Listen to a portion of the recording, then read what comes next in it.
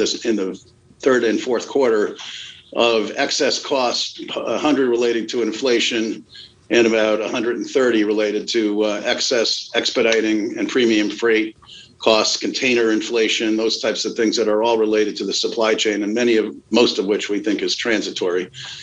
So one of the great things about this this era for us is that we have pricing power. And so we have been able to implement a price increase in the early third quarter, and then again, a surcharge in the late third quarter, averaging 3 to 4% in the first tranche of the price increase, and then about a 5% surcharge in North America in the second wave, if you will. And so we're now covering about 100% of our inflation, and the inflation annualized that we've been dealing with this year is $1.3 billion. And think about that on a $14 billion base. Wow. It's a big number. And fortunately, we've been able to cover it with price. However, there's always a timing issue. I think we moved incredibly fast with great agility. However, there is a lag time. And so the fourth quarter earnings will be a bit lower than we expected before. The guidance goes from $11.50 down to $11 for EPS this year. And we introduced guidance for 2022, which is up $1. So earnings per share up $1. And what that says is over the last organic growth in the high single digits, basically, for next year. We also have $3 billion of acquisitions coming in next year, which relate to the outdoor power equipment market. And we intend to electrify that outdoor power equipment market. And so the combination of this really solid demand that we have, we're able to serve it. We've been serving it effectively. We hit our third quarter revenue, and the fourth quarter is on track for what we forecasted before, but the cost to serve is substantially higher. So we're covering it with price. When that abates, the excess freight and all that, we will be able to reduce the surcharge. But in general, it's a timing story. It's a great story from a growth point of view, and there's lots of growth ahead. We have some exciting new products that we introduced in the last couple of weeks and talked about on the earnings call and in the release. First major power tool player in the world to introduce pouch cell battery technology, 50% more power, 25% more compact, 15% lighter. Right. Just a really great product. It'll be out in the market here shortly. Yeah. So, Jim, let me come back to pricing power for a second, because I'm very curious about this. You're one of the few big multi-industrial companies that has exposure directly to the consumer as well as to the trade. Are you getting any pushback at all from either consumers or from the trade to price increases? Well, you never get a price increase with the trade in my world without having some pushback. It's just the nature of the beast. The end users, frankly, in the home center arena, they're quite used to price increases at this point. I mean, you remember the horror stories of earlier this year, late last year, with the lumber prices, stratospherically off the charts and so on. And so many of the different building products categories have incurred price increases. And up to this point, we had not been compelled to do that, did not have to do that, and didn't do it. So I don't think it's going to be a huge backlash from the end user community. The innovation is there in our tool brands to justify the additional pricing, and certainly the cost increases that we're absorbing here justify it as well. Jim, you mentioned the supply chain issues as being transitory. Define transitory for me. When do you see some light at the end of that tunnel? Yeah, it's a very dark tunnel right now in terms of the clarity regarding when they might be resolved. And there's, as you know, there's anytime you have bottlenecks in a system, usually if you can address one bottleneck. So let's say we address the ports bottleneck, LA, Long Beach, 100 ships that are lined up out there. And so we are working with the White House and some of the big retailers and other manufacturers on a task force to help figure out how to reduce the congestion there. But then we're going to need truckers, and we're going to need trucks and so on. So we have to continuously work on each one of the bottlenecks before we can get this back to an equilibrium. And I think that probably means, several quarters before it really gets resolved. But I think the good news is the administration has accepted the fact that it is a problem, and they are proactively working with union, with companies, and with and themselves to kind of team up and try to solve this problem. I'm sure it doesn't make it any better, but you're not alone. From the other CEOs I've talked to, thank you so much to Jim Lurie. He is Stanley Black & Decker CEO. Coming up, Shell gets hit hard on earnings and also by activist Dan Loeb. It's our Stock of the Hour. That's coming up next on Balance of Power on Bloomberg Television and Radio.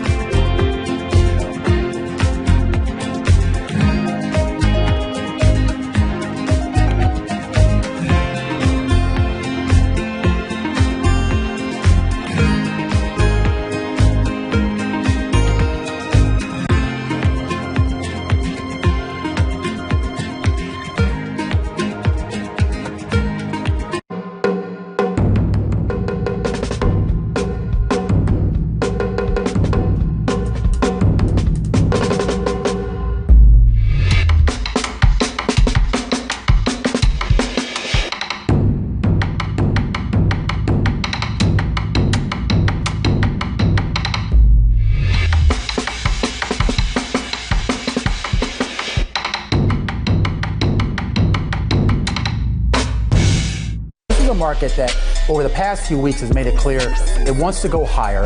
It got a little spooked by the idea that geopolitical tensions are rising.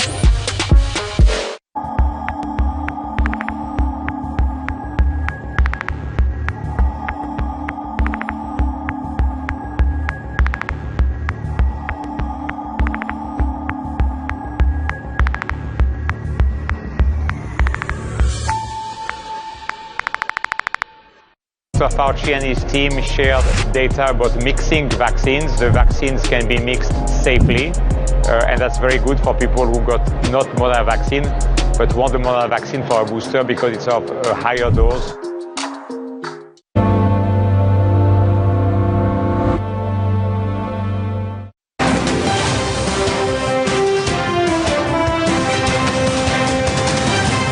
This is Balance of Power on Bloomberg Television and Radio. I'm David Weston. Yesterday, activist Dan Loeb proposed breaking Shell up. Today, it came up short on earnings. This as other oil companies are testifying today up on Capitol Hill. Stocks editor Dave Wilson is here with the story. Not a lot of good news for Shell at the moment, Dave. Absolutely not. And not only that, 2 days ago, biggest pension fund in the European Union, one based in the Netherlands, as it happens, traditional home of Royal Dutch Shell. Royal Dutch Shell. That's right. They decided they're getting out of fossil fuel investments, including their stake in Shell. We're talking about ABP, which historically has been on the company's side when it comes to dealing with issues like climate change. So, you put everything together, things are just not going Shell's way. And, the third quarter results really kind of showed that up. Earnings and revenue coming up short of analysts' average estimates in a Bloomberg survey. Now, there was a shortfall in last year's fourth quarter as well. So it's not like this is a one-off, but it really does kind of point to the issues the company's having in terms of its business, which is fairly evenly split. If you look at about a third natural gas, a third what they call upstream, so you're talking exploration and production there. And as far as the rest goes, mostly marketing, gasoline stations, and then there's a chemicals business. So, this is a company, like its peers, that faces a whole lot of challenge as climate change becomes a much more important issue, and governments get on these companies to kind of deal with it. Which raises the question to me, the contrarian, is at what point is it oversold, actually, if people are overreacting, because the market is fully aware of these problems?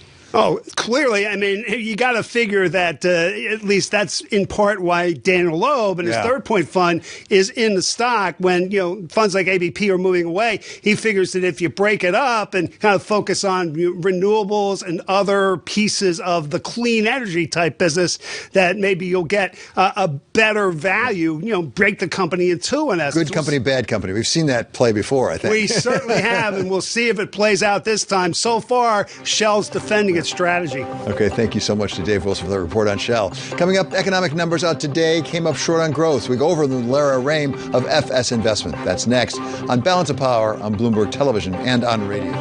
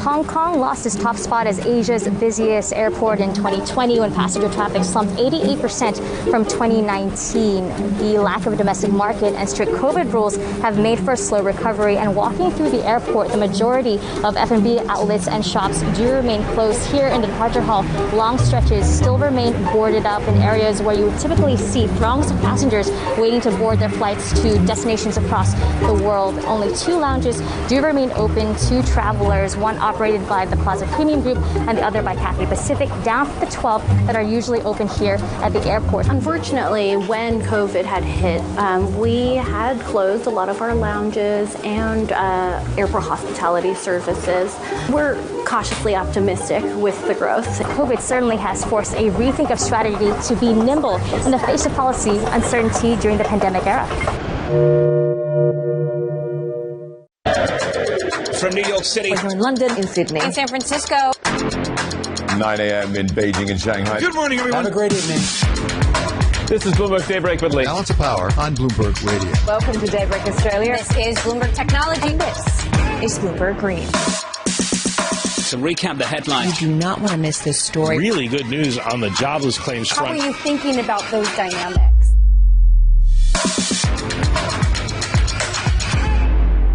BSO Now is your online home for weekly Boston Symphony Orchestra and Boston Pops performances. See new concerts that go behind the scenes, plus acclaimed archival concerts. Visit bso.org/now, where the music plays on. BSO season sponsor, Bank of America. I think that it's hard to put your head around any narrative. Let's just be honest. We've had sort of a shift in, are we in some sort of stagflation fears moment? People were talking about that all day yesterday.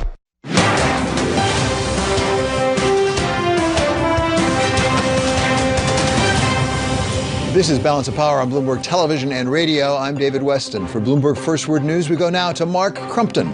David, thank you. President Biden announced a framework $1.75 trillion tax and spending package today. Speaking at the White House a short time ago, the president said the plan will provide what he calls historic investment and make the U.S. competitive globally. Fiscally responsible. They are fully paid for. They don't add a single penny to the deficit. They don't raise taxes on anyone making less than $400,000 a year. Mr. Biden added, no one got everything they wanted, including me, in the plan. The president now heads to Europe for the COP26 climate summit, which begins Sunday. The Justice Department is promising to crack down on white-collar crime. Prosecutors are looking to roll back the Trump administration's lighter touch approach to oversight. The changes will encourage more cases against senior executives who've traditionally been pursued less previously or less rigorously than their employees. The British government says it is not considering scrapping the country's so-called red travel list. A spokesman for Prime Minister Boris Johnson says there are no plans to remove the 10-day hotel quarantine requirement for people arriving from countries on the list. The nations include Panama, Colombia, Venezuela, and Peru, among others. As Israel prepares to open its doors to tourists again, health experts are warning the country isn't doing enough to battle COVID-19 and could face a fifth wave of the virus. Israel has often been ahead of the curve in handling the coronavirus, from sweeping restrictions and vaccine programs. But experts say with foreign tourists returning, the country needs to do more to break down vaccine resistance and implement tougher safeguards. Global news 24 hours a day, on air and on Bloomberg Quick Take, powered by more than 2,700 journalists and analysts in over 120 countries. I'm Mark Crumpton. This is Bloomberg. Thank you so much, Mark. U.S. economic data out this morning show that the economy is slowing to a 2% growth rate in the third quarter, while core PCE inflation came down to 4.5%, although let's be honest, it's still pretty elevated. To take us through the numbers, welcome now Lara Raim. She's chief economist at FS Investment. Thanks so much for being back with us. What was the main takeaway you had this morning? Well, I think we definitely get glaring evidence that supply chain disruptions are biting growth. We had durable good consumption down over 25%. That's an enormous drop, particularly since we still are facing consumers with a fairly healthy balance sheet. I think the good news was that services actually performed fairly well. I think we're very worried about the fact that we know that Delta disrupted some activity. So on that front, our economy is kind of learning to navigate these surges in cases as they continue. And unfortunately, we may see another one in the future. Laura, talk about inventory buildup. How much of the growth came from that? You know, that was actually interesting because something that we've seen is companies drawing down their inventories as they're using them in the face of these supply chain disruptions. Right now, because we had this inventory buildup that added 2% to GDP in the third quarter, underlying final demand was even weaker than the headline would suggest. I think going forward, a lot of us have been expecting inventory buildup to continue to add to growth going forward. But remember, at the end of the day, what we look from GDP is that sort of underlying core final demand. And unfortunately, that was weaker than the headline would even suggest. Laura, talk about the inflation numbers, that core PCE number, 4.5%, down from where it had been, but still pretty elevated. And yet we saw yesterday the bond markets sort of wake up and say, oh, my goodness, we think the Fed's going to hike. You know, this is something that we have not had to deal with for decades as analysts and as economists. When inflation is this high, what you're seeing is high nominal growth. Remember back, David, in July, we had GDP estimates of 7%. And that was real GDP estimates. Those came down. In the third quarter, we had nominal GDP growth of 7.8%. That's extraordinary. We're seeing the nominal growth. We're just not seeing the real growth. So, you know, for companies, you're seeing more pricing power. They're able to retain that revenue growth. I think underlying, we're just not seeing the real growth that would indicate.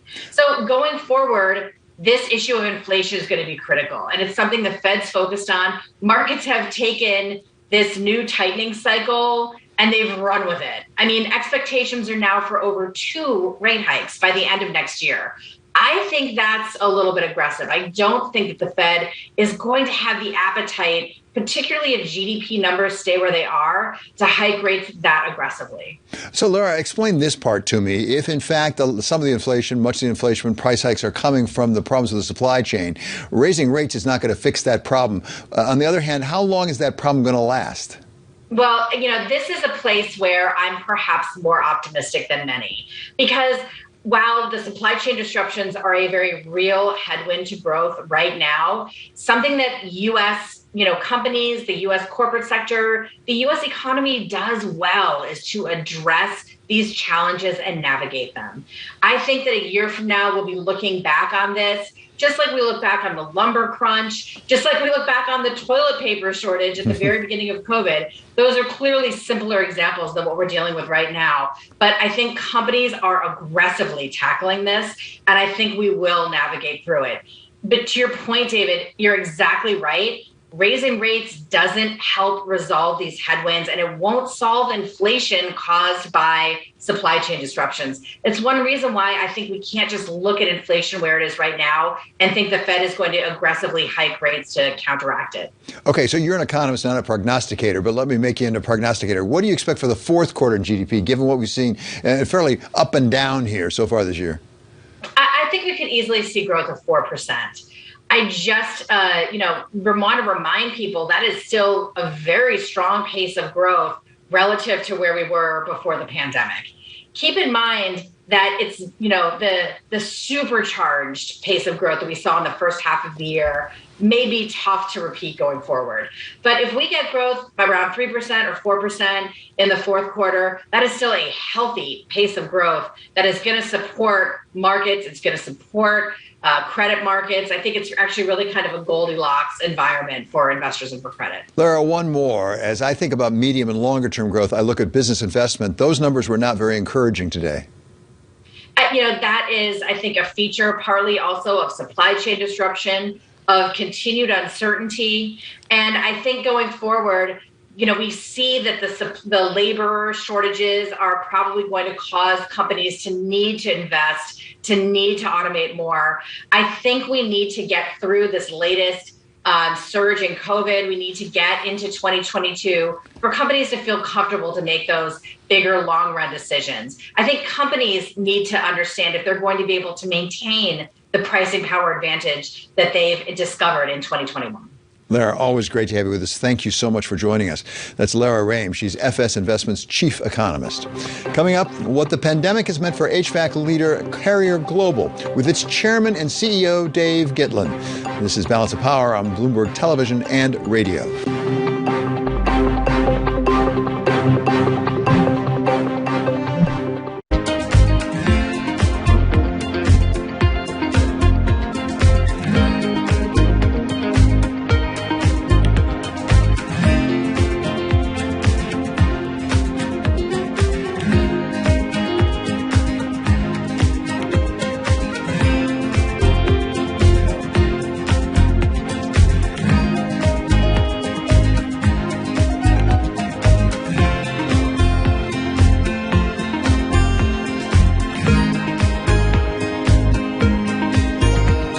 Bloomberg has enhanced search on the terminal to deliver what you need when you need it.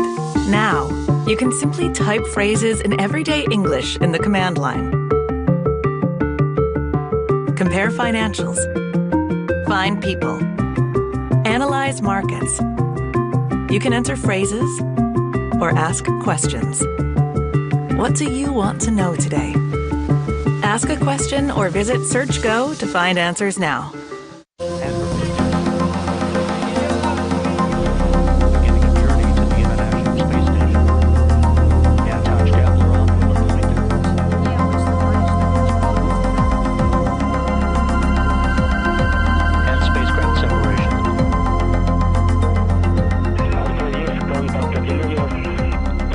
Хорошо подготовлены, насколько это было возможно за столь короткие сроки. Это на самом деле эксперимент, поэтому мне не хочется употреблять такие слова, как страх, боязнь и все прочее. Мне хочется говорить, что это очень волнительно, но одновременно и радостно, потому что, вы же понимаете, как мало людей вообще там были. А у нас есть возможность полететь в космос, и не просто полететь в космос, а сделать там то, что мы умеем по-настоящему хорошо делать на Земле. Это снять кино.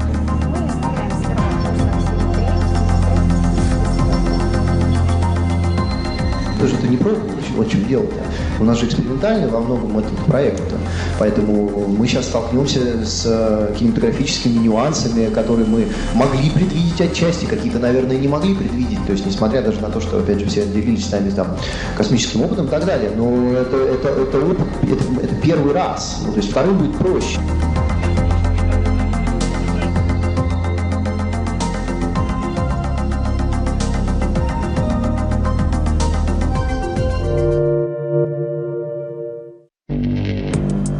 Access the financial world on demand. Hear from leading economists, policymakers, and industry experts via live and on-demand webinars, only from Bloomberg.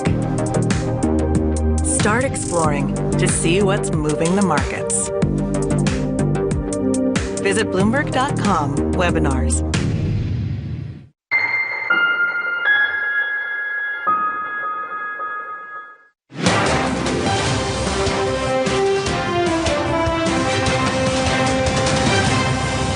This is Balance of Power on Bloomberg Television and Radio. I'm David Weston. The pandemic meant many of us focused on our ventilation systems as we perhaps never had before, which puts HVAC leader Carrier Global front and center. It announced its earnings this morning for the third quarter. And welcome back now, Chairman and CEO Dave Gillen. Dave, great to have you back. Give us a sense of how you did in the third quarter.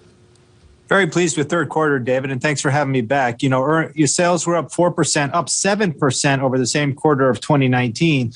And what that enabled us to do is raise our full year sales forecast to now 13% over last year. So very, very strong top line growth. And the good news is our team, even despite the operational challenges, has been supporting the customers. The issue we have is input costs, like everybody, facing inflationary headwinds from our suppliers and from logistics and from some aspects of labor. But the good news is keeping up with demand, strategically driving growth. Now we just got to manage some of the inflationary pressures as we go into next year. Well, inflation goes both ways. As you say, your top line grew. Do you have a sense of how much of that grew because of increased prices as opposed to increased volume? Yeah, if we look at the full year, 13%, a few percent is coming from pricing, the rest volume. So look, we've had to be very aggressive, more than $300 million of price increases this year. In some of our business, we're on our fourth price increase in the past 12 months. So we've really had to kind of chase inflation this year. I think the good news is, as we look at next year, we're going in with eyes wide open on the input cost pressures. So we've just announced this week up to 10% price increase in our resi business, up to 12% price increase in light commercial. We're not alone. Many of our peers are doing the same. So I think that we'll go into next year much more aggressive on pricing, much more aggressive on the controllable cost side. And our intent is to make sure we're price cost positive for next year. Are you getting any resistance from customers on the price increases, or are they getting used to it at this point? They're getting, I mean, look, no customer ever likes a price increase, but we handle it very constructively, very, very professionally, and we look for solutions for our customers. So in some cases, it's equipment price increases. In some cases, we pick up more business by managing aftermarket pieces for them. So it's always a difficult discussion, but they know that we're here for them in the long run, and we're managing it effectively. Dave, do you have a sense of how much of the price pressure that you're feeling and you're having to pass along comes from supply chain problems? We've heard it from CEO after CEO.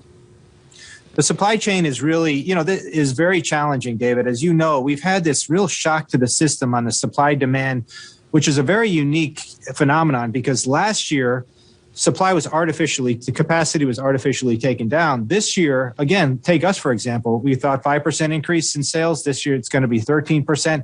So supply demand is really out of whack. You see it in chips. Whenever you have to buy chips on the brokerage market, it's always going to be painful and expensive. We see it on raw materials, copper price, steel, aluminum. So we're seeing a lot of pressures on raw materials and tier 1, tier 2 pricing, but we're managing it through price increases, and we're having to be very aggressive on things like G&A, having to be very creative on how we manage logistics. You said that you're looking at price increases into next year. Do you have much visibility into when, if ever, that supply chain pressure may abate? It's really hard to say. We look at a health indicator of how we're seeing, are we buying fewer and fewer chips on the brokerage market? That's a good indication that the inflationary pressures are starting to subside. Once we get more dual sources in our supply chain, that's an indication inflationary pressures will start to subside. We've invested a lot in automation. That will help us mitigate some of these challenges. It feels like as we get into the second half of next year, but right now we're kind of fighting it on a daily basis. And hopefully, as we get supply and demand more in balance, you start to see some of the inflationary pressures subside a bit. Different kind of supply. What about workers? Because in the past, you've indicated you have some difficulty, particularly maybe in Tennessee, competing with like the FedExes of this world, the Amazons. How is that looking to you now?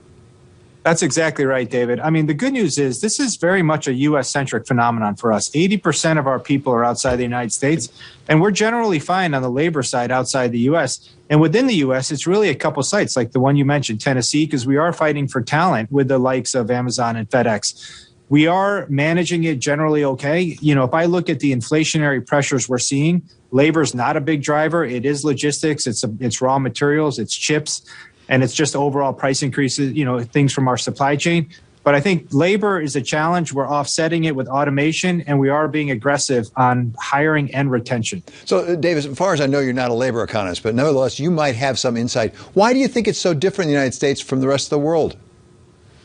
You know, it's hard to say. I think that what we're seeing globally is that as the vaccines have been rolled out and we have higher take rates, we've been seeing a lot of retention very positive in places like Prague and China. What's happening in the U.S. is there's a lot of demand for the same talent in the same communities. And as people are seeing that demand, we're all fighting for that same limited amount of skilled labor in these communities. And I think it's just an acute challenge here.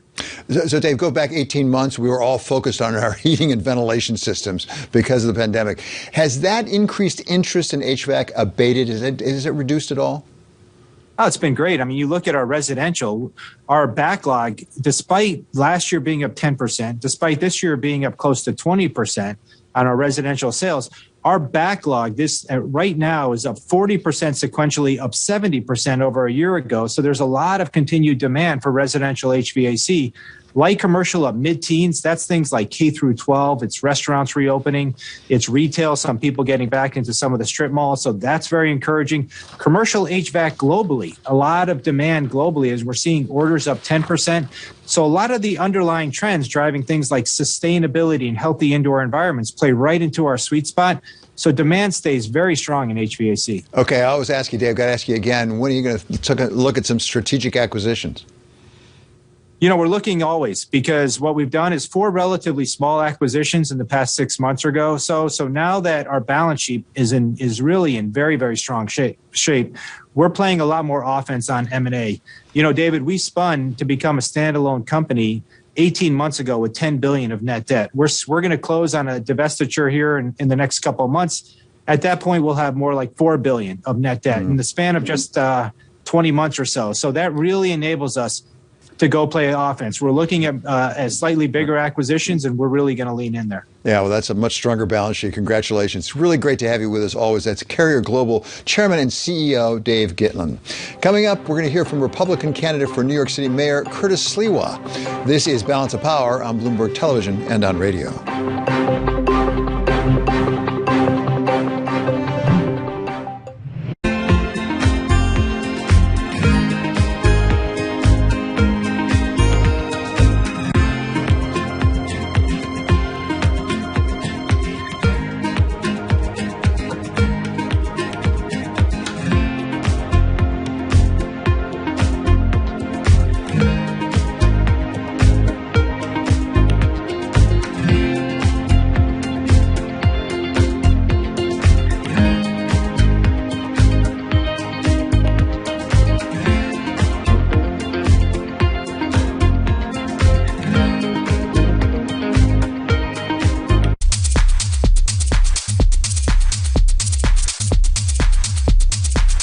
The past 18 months have reminded us how essential the PC is to work, life, learning, and connecting.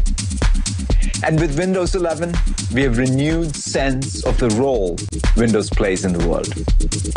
It offers personal agency and real choice to users.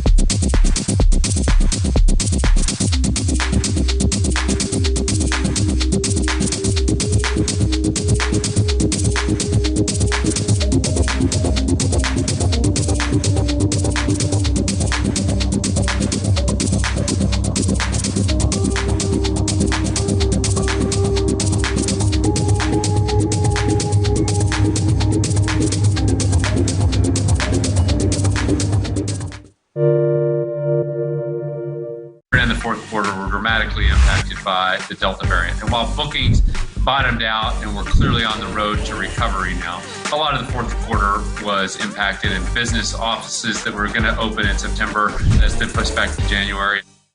Monday on Bloomberg Television and Radio. We are on the verge of a disaster. Join us live from Glasgow for coverage of the COP26 Climate Change Conference. People are beginning to build some momentum, I think. The question is, will it be enough?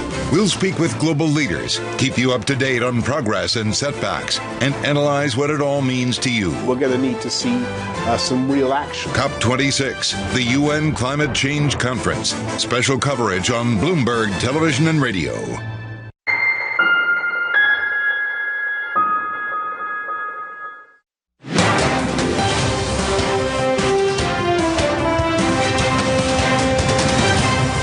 This is Balance of Power on Bloomberg Television and Radio. I'm David Weston. Curtis Sliwa, Republican nominee for mayor of New York City, faces an uphill climb, with a recent poll having him some 40 points behind Eric Adams. Earlier, my colleague Joe Matthews spoke to Mr. Sliwa, asking him for his views on policing and whether chokeholds should be legal. Number one, I myself have never used a chokehold. We train the guardian angels not to use chokeholds. A chokehold should only be used when your life or other lives are threatened. There are many other procedures that you can use. As an accomplished martial artist, that can be taught to the police officers so they'd have more options than just a chokehold.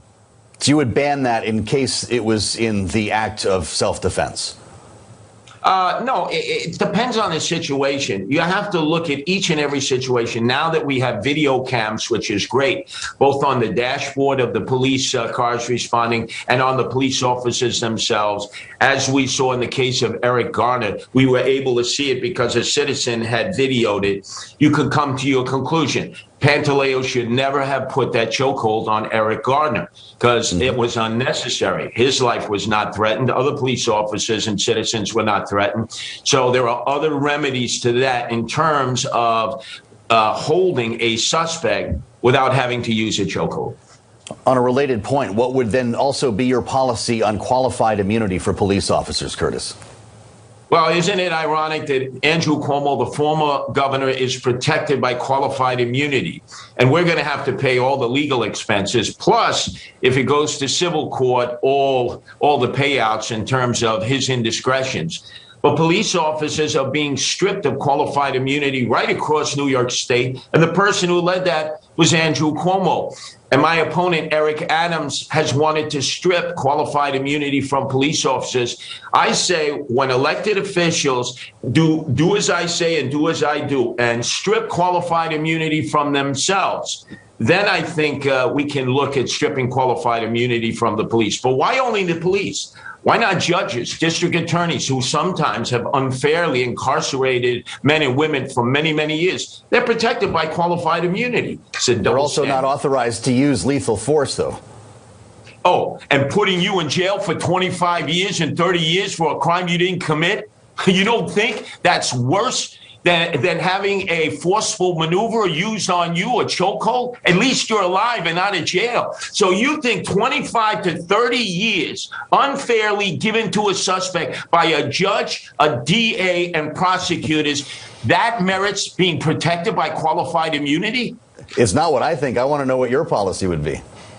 Oh, you know doggone well. If you're going to strip qualified immunity from police, you're going to strip it from judges and prosecutors and others who are investigators on behalf of the district attorney's office. They're always protected because the political class is always protected. Look at Andrew Cuomo. He doesn't have to pay a penny for all of his violations against his own staff and females who work for him.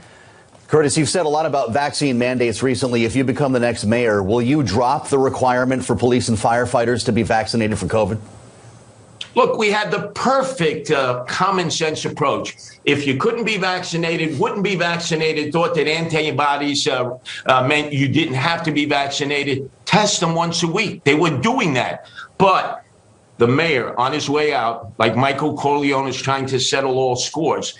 As a result, we will not have police, fire departments, sanitation personnel. I'm joining them today outside of Gracie Mansion because this is an outrage. Where is the humanity? We're going to fire these men and women, essential workers, heroes, when in the midst of the lockdown and pandemic, they risked their lives, they gave their lives. Now we're going to fire them, furlough them. That means they can't get another job. and they won't be able to get unemployment.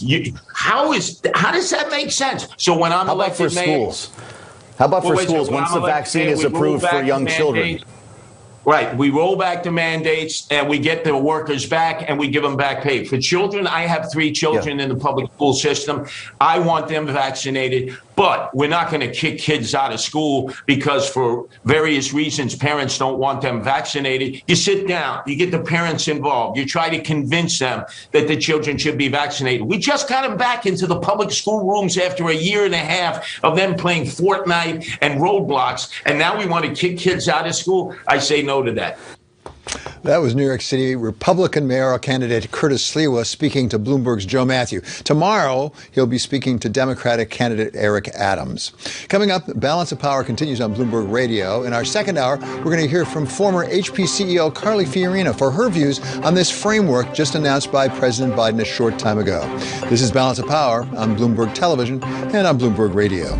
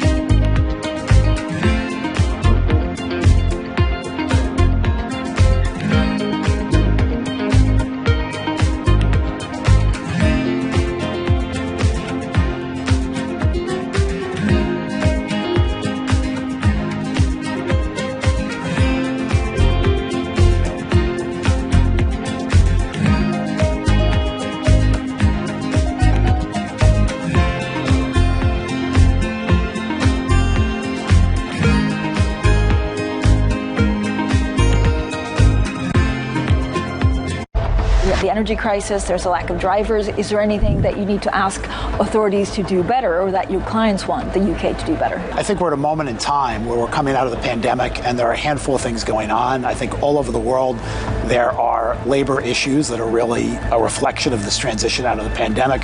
There are supply chain issues. Some of this stuff is transitory. There are some secular trends that we have to watch closely. But I think we're adjusting and dealing with it as anybody else is. And I think leaders here are thinking about it the same way leaders are around the world. When you look at the UK and, of course, some of these green investments that the UK and the City of London particularly has been really trying to pitch, you've been extremely involved in carbon offsetting. Can London really spearhead that movement? Well, I think it's important that governments around the world partner with the private sector to try to get capital directed toward innovation in a way that we can accelerate the climate transition. And I want to emphasize it's clearly a transition. Watch Bloomberg Surveillance to learn how to look at markets, how to look at trends, and how to look younger. What do you think, John? Botox, or do I really need to get something done? I think, Tom, if we just change the style up a little bit. You think so? Yeah, you drop great. The bow tie. Drop the bow tie. What, skinny tie? Yeah. I always say, this is my line, whenever anyone in America has to go at me about a skinny tie. The older you get, the wider it gets. Oh, really? Until it becomes a bow tie. This is a bow tie. Until it becomes so fat, you just sort of...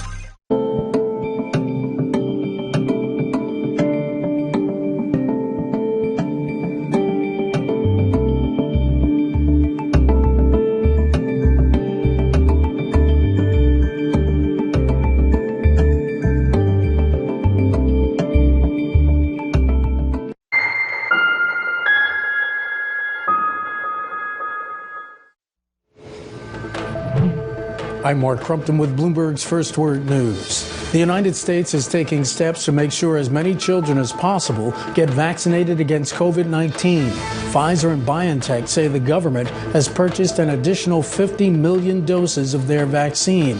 The Food and Drug Administration is poised to clear the shot for children aged 5 to 11 shortly, paving the way for a pediatric vaccination campaign in early November. Democratic lawmakers are confident that Congress will expand the federal reduction for Scott. We are not on track yet if we look at the Paris Agreement and the goals we set ourselves that are necessary to fight climate change. And if we see now ahead of COP26 the commitments by the different countries, we're not there yet. We're not on the right track. We have to be much more ambitious. We have to show more leadership, really transform our economy and the way we consume. Von der Leyen called for rich countries to step up their commitments to provide $100 billion in financing per year to help poorer nations cope with climate change. China is sticking to its existing climate change targets to zero out emissions and not advancing any of its key targets. That's reducing the chances for more ambitious global action at the COP26 summit. My colleague Matt Miller joins us now in Berlin. Matt? Mark, thank you very much. Now, Mark Zuckerberg is holding a keynote address in Menlo Park. Let's listen in. To stand up and say, this is the future we want, and I'm going to keep pushing and giving everything I've got to make this happen. Now, I know that some people will say that this isn't a time to focus on the future. And I want to acknowledge that there are important issues to work on in the present. There always will be. So for many people, I'm just not sure there ever will be a good time to focus on the future. But I also know that there are a lot of you who feel the same way that I do. We live for what we're building, and while we make mistakes, we keep learning and building and moving forward. So, for all of you who share these values, I dedicate today to you. In my mind, you're the heroes in our society who push the world forward. And as long as I'm running this company, I will do my best to celebrate this spirit and absolutely go for it.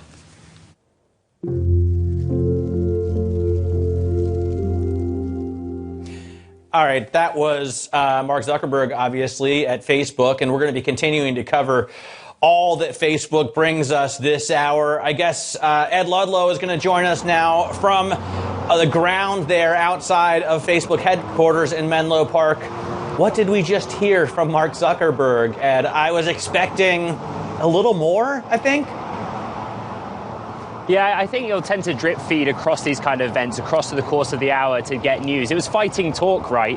Facebook, we know, wants to set out this long-term vision for the metaverse, a virtual space where we all interact with one another online, not simply through our phones, but through augmented and virtual reality headsets. You know, he made that abundantly clear on the third quarter earnings call this week. This is what this event is about, putting meat on the bones on how this product looks, how Facebook makes money from it. Currently, the other and payment section of Facebook's top line is only 2 to 3% of total revenue, right? And Zuckerberg was quite clear in saying that it's going to take a decade for the metaverse to materialize and make meaningful money. But in the meantime, they're spending big.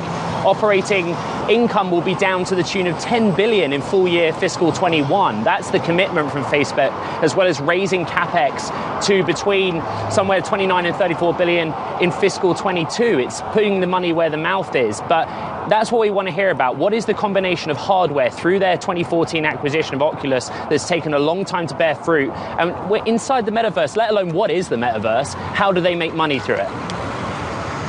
Yeah, I mean, I think we get sidetracked a little bit talking about what the metaverse is, and I enjoy that. I could talk about it for a long time. It's fun, but basically they want to make a video game, in essence, that we all spend money on and they can profit from. What about the name change? Are we going to hear about a name change? Have you heard any suggestions? Is it likely to happen today?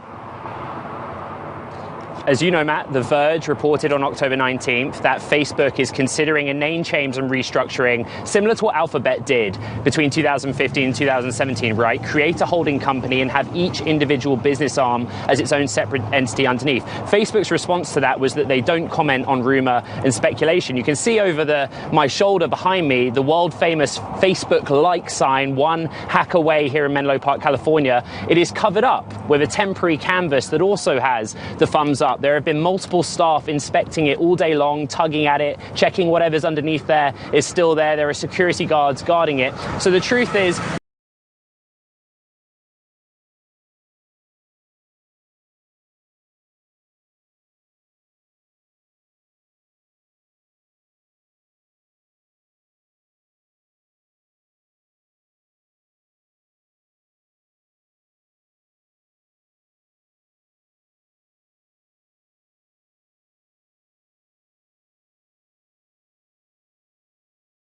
We don't know for certain if they're going to announce this name change. The Verge has reported they will, and there's a clue about that over my shoulder. I will say, Ed, you told Paul Sweeney and myself about this on radio today. I immediately Googled that sign, and it does change intermittently. It's in a fashion a lot like Google. You know, for certain events, they'll change that sign. Make it different colors, put a pattern on it. So that could be what it is. It's not necessarily going to be a name, but it is going to be interesting, I have to admit, to see what's behind that banner. Any clue when it's going to be unveiled? Any clue when we're going to find out what today? Do we have any idea about the schedule or the TikTok, as we call it in the business? Yeah, so as we know, Zuckerberg is speaking now at this virtual event. He's due to speak for around an hour. We were led to believe on the earnings call that this would be as much about hardware as it is about software, right? Facebook Reality Labs is the unit that works on augmented and virtual reality. As I said, bundled in with payments, WhatsApp, things like that, it's a tiny proportion of revenue, but they're investing heavily in it. And from this coming quarter, they're going to actually strike Facebook Reality Labs out as a separate line item. So we'll wait and see on that front. What they discussed on the earnings call is this product Horizon, the app or the website essentially, which will house the metaverse. If you Google Horizon, at first looks, it's something akin to a Roblox or a Minecraft, for example, a video game, as you said. But Facebook, in the literature they've published around the metaverse, they say that it's much more than that. They want it to be somewhere that people can interact for work purposes. In corporate America, they want it to be a place where you can socialize with loved ones, friends and family. We just don't know what that in practice looks like. Yeah, I mean, arguably you could do that as well on Grand Theft Auto or in some of the other multiplayer games, Red Dead Redemption 2, for example, that some of us are very addicted to. But it would be, I guess, at another level. There are a lot of TV shows about how that could look. There's a great movie, Surrogate, with Bruce Willis, where people just plug themselves into the metaverse for the rest of their lives. It'll be interesting to see what Mark Zuckerberg's version of that is. And Ed Ludlow will be there to witness it in Menlo Park. Ed, thanks very much. Let's bring in for more David Traynor, CEO of investment research firm New Constructs. David, first of all, we heard Mark Zuckerberg at the very top there saying a lot of people are going to say it's not the time to focus on future. They argued that there are enough problems to deal with in the present. And clearly, Facebook has its issues. Regulatory constraints are likely to increase. Is this just a way to distract us from that? Absolutely. You know, I think all of this, the sign, the name change, this represents a big distract and diversion away from, I think what we're going to realize is sort of the modern version of big tobacco with respect to Facebook and Instagram. Look, I think Mark does have a big vision about metaverse. It's very important. And I think he'll look at sort of Facebook as sort of the online version of a yearbook or a year annual as a stepping stone to build a treasure trove of profits to build this great metaverse thing.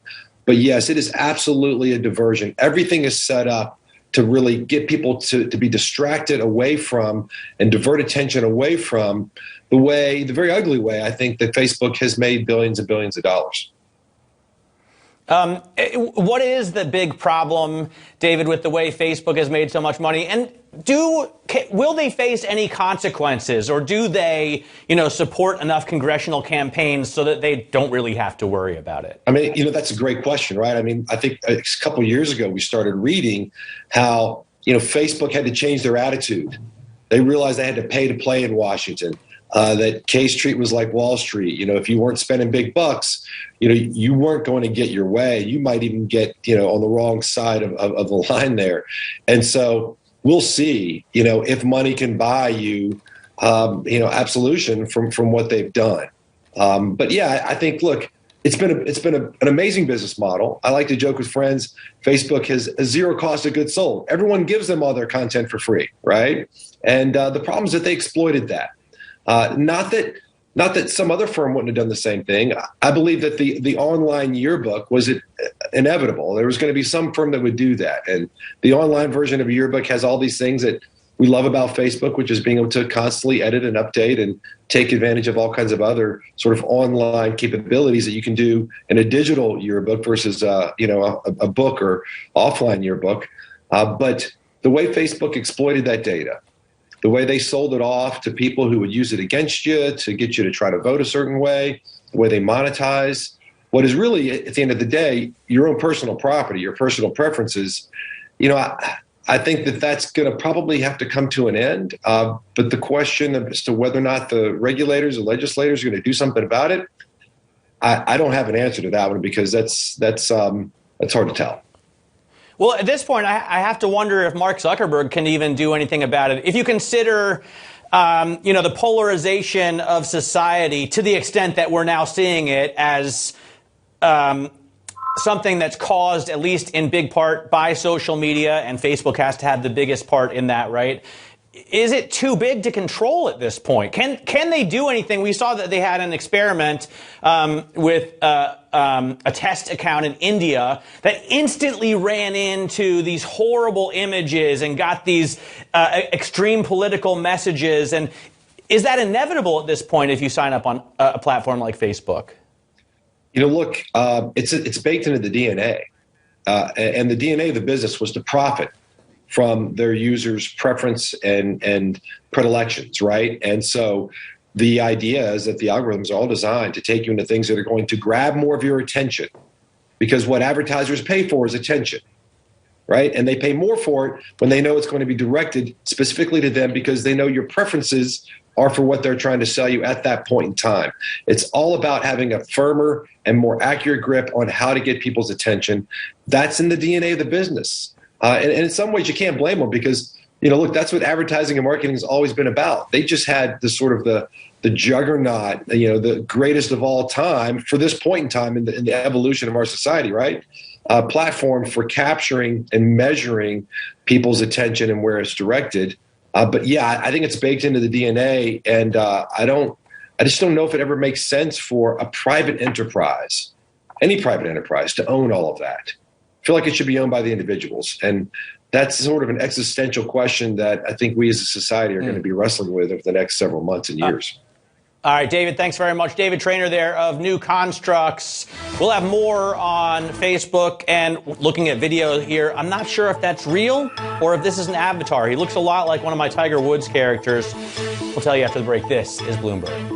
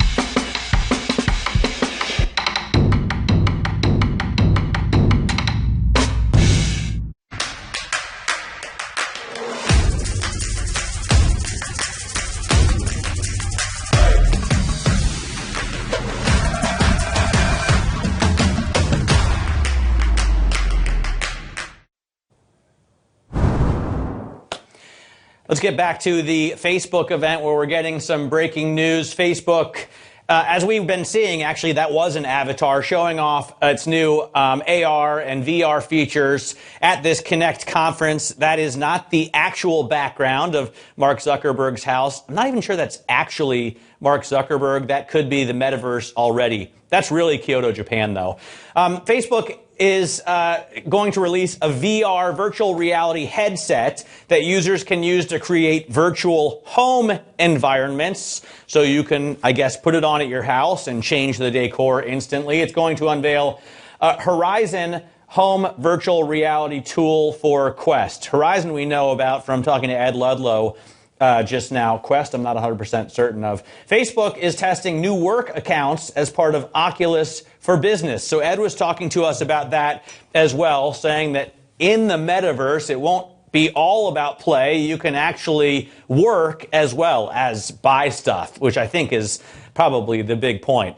So Facebook is announcing its $10 billion metaverse plan for the future of social media. It is, keep in mind, an $888 billion company. Kriti Gupta has a look at what's ahead for the company. And Kriti, Mr. Market doesn't hate it. It's up right now. Yeah, shares are up, Matt, but what's really the issue at hand here is that shares have actually been down under pressure since its peak all the way back in September. You really saw the personal wealth of Mark Zuckerberg take a hit to the tune of $25 billion. This, of course, has a lot to do with whistleblower concerns as well as potentially kind of peak growth for a lot of these big tech companies. I want to get to that personal wealth picture, though, because I want to compare Mark Zuckerberg's wealth to the likes of some of the other billionaires in the world. So even with all these concerns, Matt, and that stock under pressure, $13 billion is how much Mark Zuckerberg has made year to date. Compare that to the likes of Elon Musk, who is right now the richest person in the world. He made $122 billion this year. But let's get back to those whistleblower concerns, because, Matt, I learned a lot about just how much a whistleblower can make when diving into the story. Facebook has already issued $1.2 billion to whistleblowers who can make up to 30% of those fines that are placed on those companies. Wow, really interesting way to make money. I guess they could do that in the metaverse as well and then use those metaverse dollars to buy stuff online. The other issue for Facebook and other social media players is the impact from Apple's privacy law change. Has there been an effect on Facebook yet? We'll discuss that and much more to do with the social network. This is Bloomberg.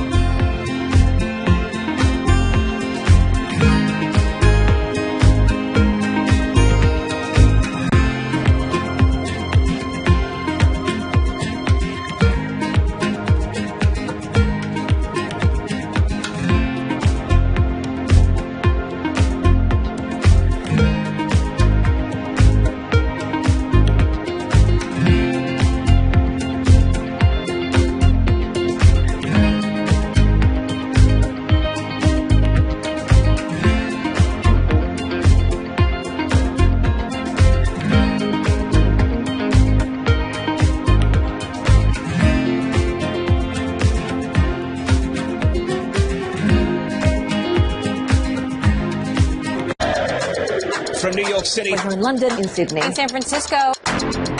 9 a.m. in Beijing and Shanghai. Good morning, everyone. Have a great evening.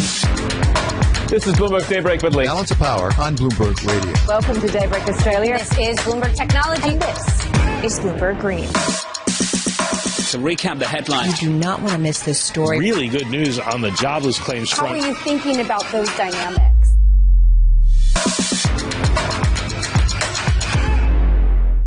You talk about hiring aggressively at the moment.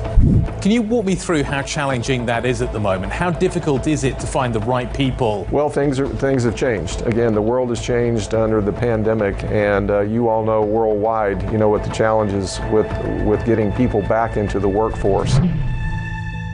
This virus is here to stay for quite a bit because it has been spread all over the world and has this ability to create mutations and variants.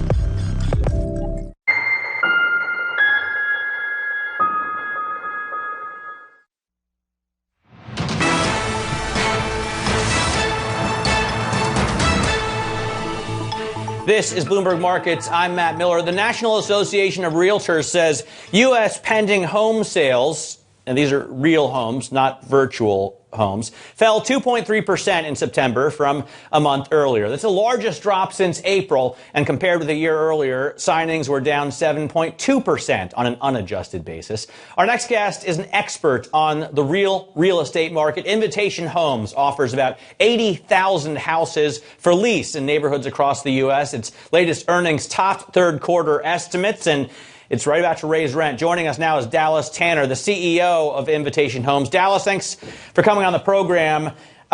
Let's talk, first of all, about the shortage in the housing market. It is real, and it is pretty substantial right now. How do you view it? Well, I think there's two things that have us where we are today. First, we're coming off of, a housing crisis 10 years ago where I think we've been slow to want to builders have been slow to want to put themselves out there in terms of creating new supply. We're having a ton of absorption because of normal household demand, and we're also seeing migration shifts to the south. But I think, above all else, we're dealing with the same supply constraints in housing that we're seeing across a lot of different sectors right now. It doesn't matter if it's at the entitlement process with cities or, procuring cost of goods sold, whether door and window packages, et cetera. It's all been delayed because of the pandemic. So I think it's just this near-term crunch. It'll take a little bit of time to work through it. But we've also had cheap interest rates for a long period of time. So it's just been really remarkable in terms of what it's done to demand. Well, the home prices for buyers have been just soaring in a lot of markets. And I know there are other factors at play there. I want to get to you on, for example, Zillow and some of the other e-flippers. But rents are also rising, and actually you're raising rent 11%. I wonder which markets you see the biggest increases and which markets are closer to normal. Well, rent's been going up for the last 3 or 4 years pretty aggressively just due to the supply and demand factors that you've talked about. Now, it won't go to the sky. But there is a near-term kind of crunch right now in the market. Every time we get a home that's available for rent, we price it to what the market's saying that rent should be. And that's only about 25-30% of our business. The other 65% are renewals. And in that business, we have a lot of embedded loss to lease in our numbers today because we aren't pricing at market. We're staying true to our customers and trying to find the right balance. So I think you're seeing it across the Sun Belt, the Southeast, all these markets that are seeing 2x or even 3x where normal household formation is occurring are feeling those pressures, and they're very real. Yeah, it's clearly housing is a very regional thing. So unlike, computer processors where the price is the same if you buy it in Menlo Park or in Tuxedo Park, the housing market looks very different in, Louisiana than it does in Las Vegas. So where are you seeing the biggest increases right now? I know Phoenix, for example, is a very hot market. New lease growth in markets like Phoenix and Las Vegas, Atlanta are all in the double digits in terms of what we're seeing in our own business. And we represent a really small portion of the overall spectrum for housing. But what you're also seeing is that builders are doing a really good job of bringing new deliveries into play. It just takes time right now because, whether it was lumber 3 to 6 months ago, we saw that price kind of skyrocket, or now it's, maybe finished plumbing fixtures and lighting fixtures. They're taking a while to get to the States. It's just been a logjam. And I think as that starts to free up, we'll see supply creep in. And then again, we got to be honest about the fact that interest rates have been at historic lows for the last 24 to 36 months. And that's allowed people purchasing power, which is also driving up the price of the assets. Well, and you've seen also private equity going into residential housing. I was just talking about Zillow. You don't compete with them in terms of your business model, but you must when you're looking for properties to buy. Open Door, other e-flippers. How much is, non-residents going into the residential market driving prices up? At the end of the day, it's pretty small. If you think about there's 6.5 million resale transactions every year in the U.S., not including all the new product that builders are bringing on into the market every year. Institutional capital buying single-family homes is a very small subset, in the low single digits, if anything, in terms of probably what's actively been purchased in a given year. But at the end of the day, the consumer has such pricing power right now for somebody that wants to buy a home. You have near historic, zero interest rates in the economy today. You've also got, families that are staying put a little bit longer because of the pandemic. So we haven't seen as many listings that we would normally see in kind of a given year. So it's just created this really weird dynamic in the marketplace. And I think you're starting to see that ease up. We're seeing supply from a resale perspective, start to creep back up. We're seeing builder deliveries expand. I think this year there's going to be 1.6 million in terms of new deliveries, and that's considered a pretty normal approach to what would be existing demand. But it doesn't account for the 2 to 3 million units that were undersupplied generally that are going to take a while to get into the market. Got it. Dallas, thanks so much for joining us. Really appreciate your insight. Dallas Tanner, the CEO of Invitation Homes. This is Bloomberg.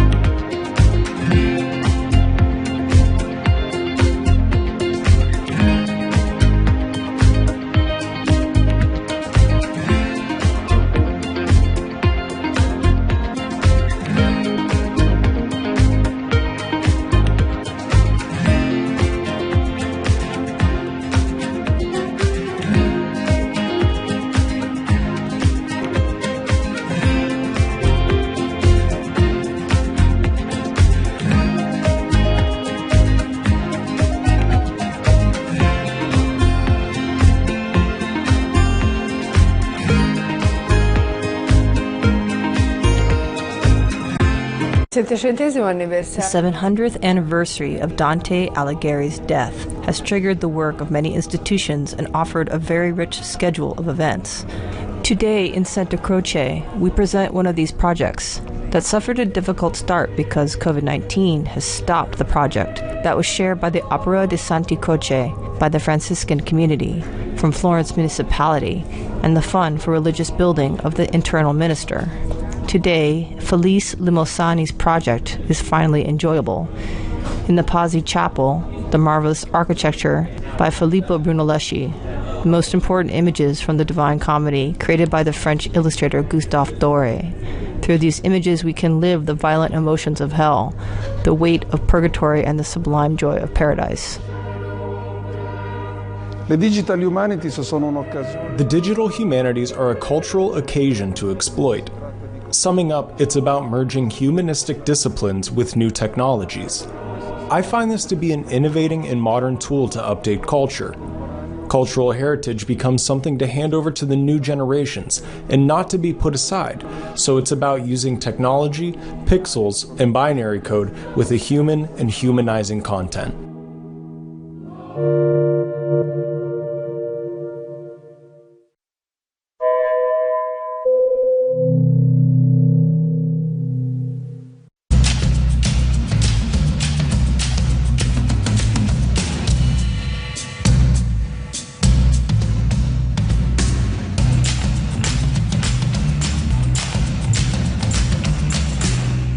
It's really a reminder, isn't it, just how sensitive the markets are to any commentary about trade. We did see some pressure on the yuan, we did see some pressure on the futures. That is now being reversed.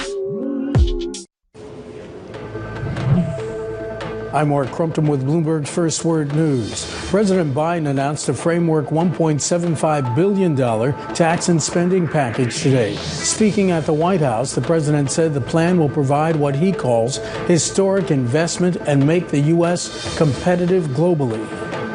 These plans are fiscally responsible. They are fully paid for. They don't add a single penny to the deficit.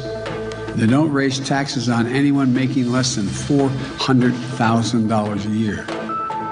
The president added, no one got everything they wanted, including me, in the plan. Mr. Biden now heads to Europe for the COP26 climate summit, which begins Sunday. China is sticking to its existing climate change targets to zero out emissions and not advancing any of its key targets. That's reducing the chances for more ambitious global action at the COP26 summit in Glasgow. A new UN report this week warned that without stronger efforts on emissions reductions, the world is on track for a 2.7 degree Celsius temperature rise, an increase that risks catastrophic consequences. Some 82 countries are at risk of not being able to vaccine at least 40% of their population by the end of this year, a goal the World Health Organization has set. The problem is a lack of supply. The nations need an additional 550 million doses to be able to meet the vaccination targets. A WHO senior advisor called it, quote, a very solvable problem. The Justice Department is promising to crack down on white-collar crime. Prosecutors are looking to roll back the Trump administration's lighter-touch approach to oversight. The changes will encourage more cases against senior executives who've traditionally been pursued less vigorously than their employees. Global news 24 hours a day, on air and on Bloomberg Quick Take, powered by more than 2,700 journalists and analysts in over 120 countries. I'm Mark Crumpton. This is Bloomberg.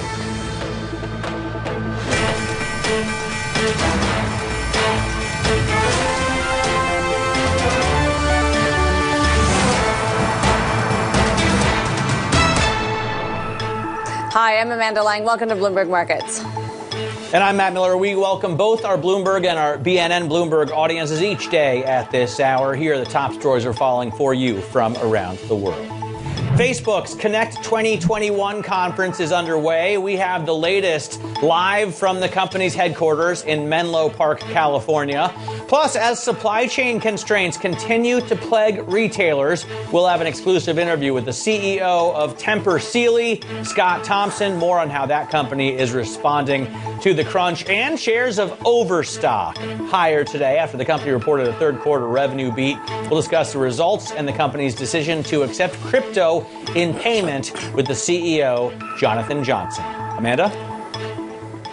And Matt, Overstock not alone in beating on its recent quarter. Some of the enthusiasm about what we're seeing in earnings is driving markets today. And on the broad S&P 500, that is just everything moving higher except energy. Consumer discretionary, the real winner in that group, of course, Amazon, which we'll hear from after the bell. Tesla is getting a move to the upside today. And Ford, of course, moving the opposite direction from General Motors, almost double-digit increases for Ford as it seems to be able to manage that chip shortage a little bit better than some of its rivals.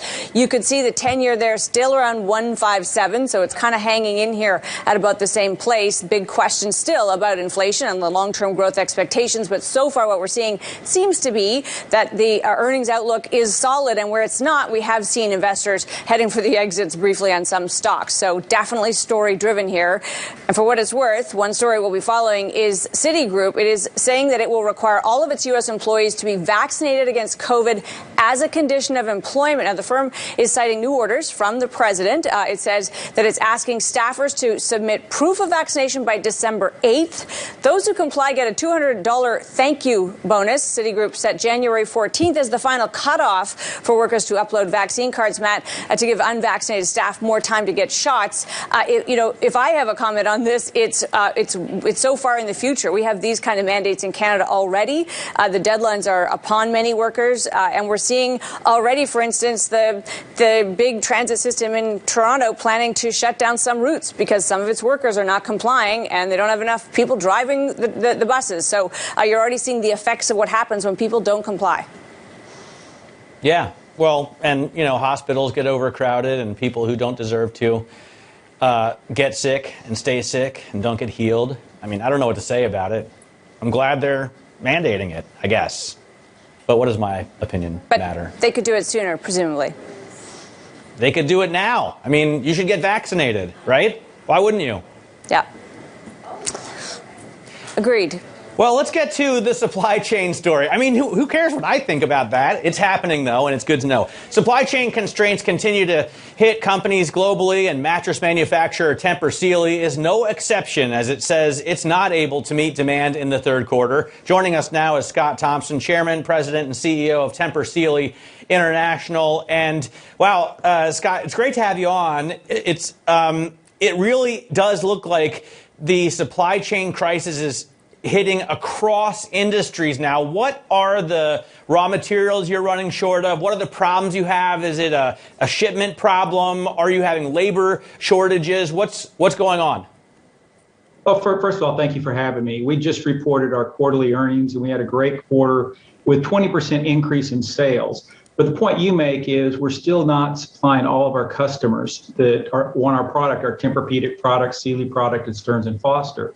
And in fact, our backlog increased over $100 million in the third quarter, and we turned down another $100 million of sales. And so if we had been able to fully service our customers, our sales would have been 40% growth as opposed to 20% growth. So it is a big issue. When you asked about individual components, it varies. Right now, chemicals are a little bit of a problem, and we're working through the courts to get more chemicals imported. Labor is not as big a problem with us as some, but it is a little more challenging than it was this time a year ago. I think we just all have to realize that when you're talking about supply chains that stretch all around the world, that generally supply chains are fragile, and we keep bumping into issues here and there. We're having to expedite product to service our customers the best we can.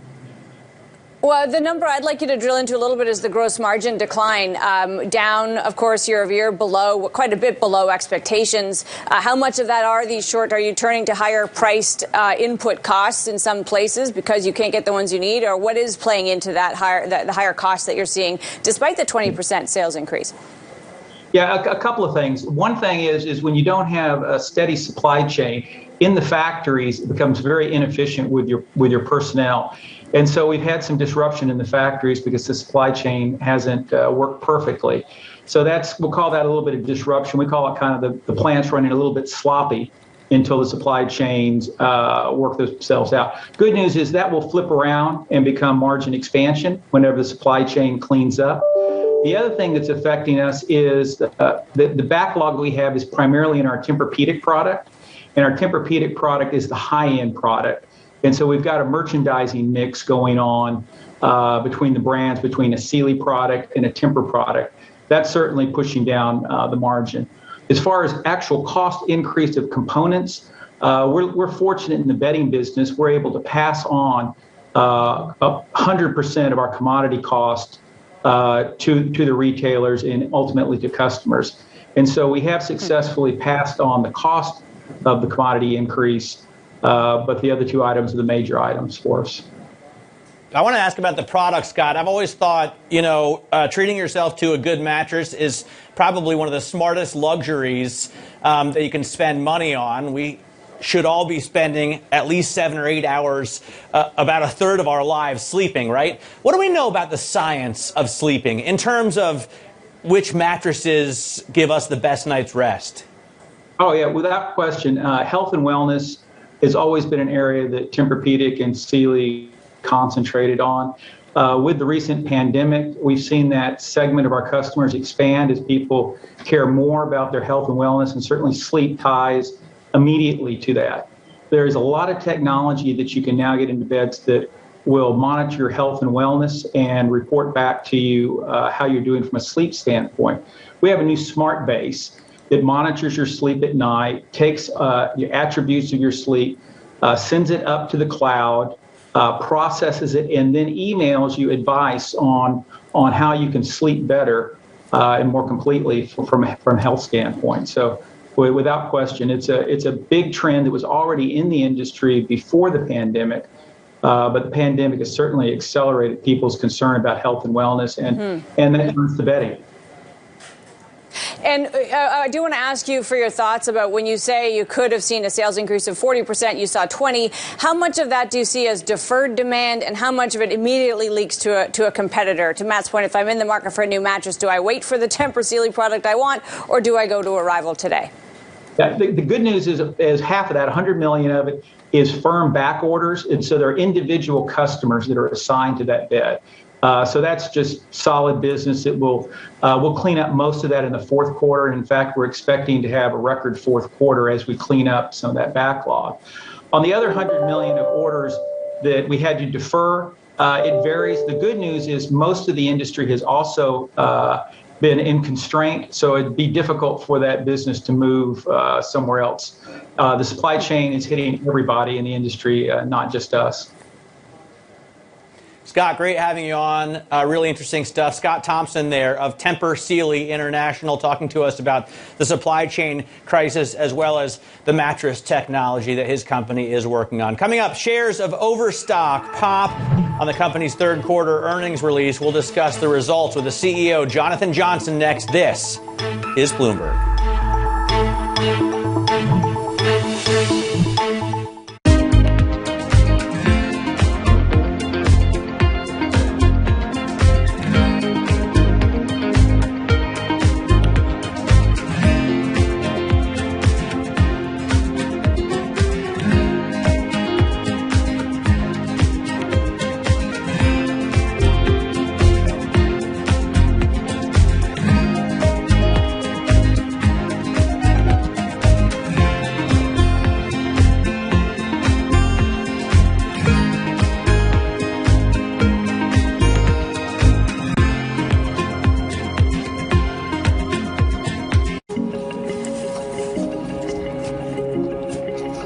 Проходим опасный участок, ответственный.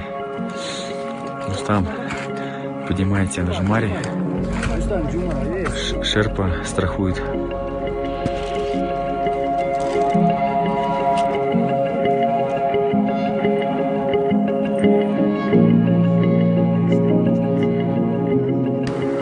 Очень много думал о том, что я сделал, и понял, что сделал какую-то нереальную вещь.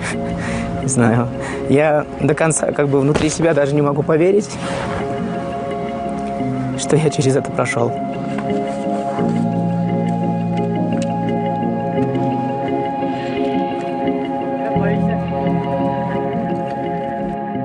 Состояние, наверное, организм истощен,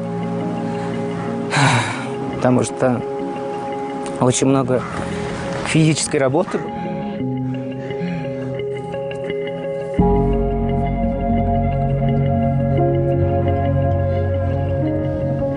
Своим вот этим поступком я хотел сказать, что только через действие в этой жизни достичь можно абсолютно всего.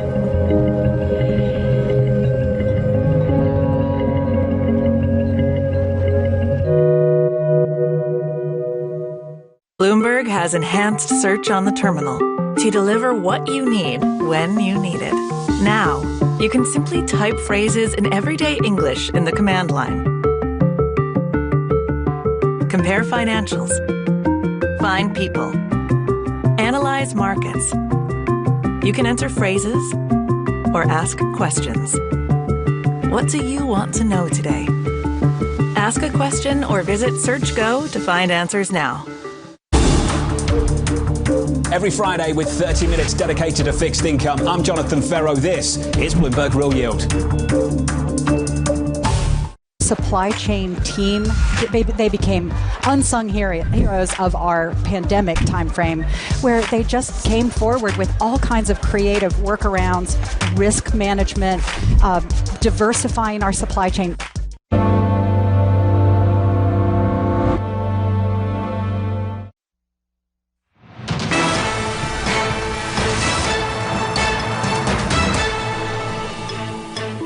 This is Bloomberg Markets. I'm Matt Miller with Amanda Lang. Now, shares of Overstock are higher today, having its best day since January, actually. This after the online retailer reported a revenue beat for the third quarter. And for more, we have the CEO lined up. Jonathan Johnson joins us. Jonathan, thanks so much for your time.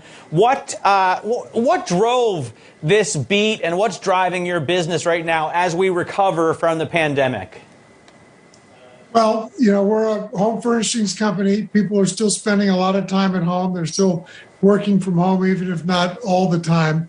I think what really drove it for us is our inventory in-stock percentage is a lot higher than it was last year. It's not yet to pre-pandemic levels, but it's higher than it was last year. And that's because I think our vast distributed supplier network is helping us beat some of the bottlenecks in today's supply chain. So just focus on that a little bit, because one of the things, of course, that you've been working on in the last year or two have been getting the product mix right, getting out of some areas and focusing on others. Is that part of what's paying off for you, a bit of streamlining? Absolutely. We've become more focused. We're no longer a general retailer. We're a home furnishing company trying to provide dream homes for all. And as we've gotten out of some products, we've gotten better breadth and depth in the home category. We're selling a lot of mattresses. We had a great third quarter for outdoor furniture as people looked to extend their living spaces from the four walls of their home to the four corners of their property. So lots of activity in the home space. How have you dealt with shipping? Are costs there getting to be a problem? And are consumers balking at, any orders because they're worried about returns? So we are all about providing smart value. Our customer, she wants to know she's getting as much product as she can for the price. So we've worked very hard with our suppliers to keep costs down, even as inputs like shipping and labor have gone up. We've worked not to pass that on to the customer, and that's been appreciated. And I think it's why we're taking market share. As far as getting product to customer, we don't offer anything for sale on our site that's not ready to ship. It's not in a warehouse ready to ship. And as far as returns go, we try and make that as easy and as seamless a process as possible. A lot of it can be done self-service on the website. It's automated. Of course, we've got crack customer service representatives who can help people process a return. So I think as people get more comfortable buying furniture online, the technology is better, the breadth and depth of assortment is better, the descriptions are better. I think we're seeing a secular shift from brick and mortar to online for home furnishing purchases. You know what they say for retailers: if Amazon gets into your space, you should be worried. If Amazon's not interested in your space, you should be worried. You've had a partnership with Amazon. It and Wayfair both are sizable competitive forces for you. How is that playing out right now? Well, we're taking market share in the space. Last year, we were the number 5 online home furnishing company. This year, we're number 4. We continue to take market share in the third quarter. Both of the companies you mentioned are worthy competitors, but we think our smart value pricing and the customer service that we provide and the breadth and depth of products lets us compete with both those you mentioned and anyone else in the space. Jonathan, thanks so much for your time. Jonathan Johnson. Well, we both thank you. Sorry. Thank you. No. Great to have you with us. Coming up, we will bring you the latest from Facebook's Connect event live from the company's headquarters in Menlo Park, California. That's next.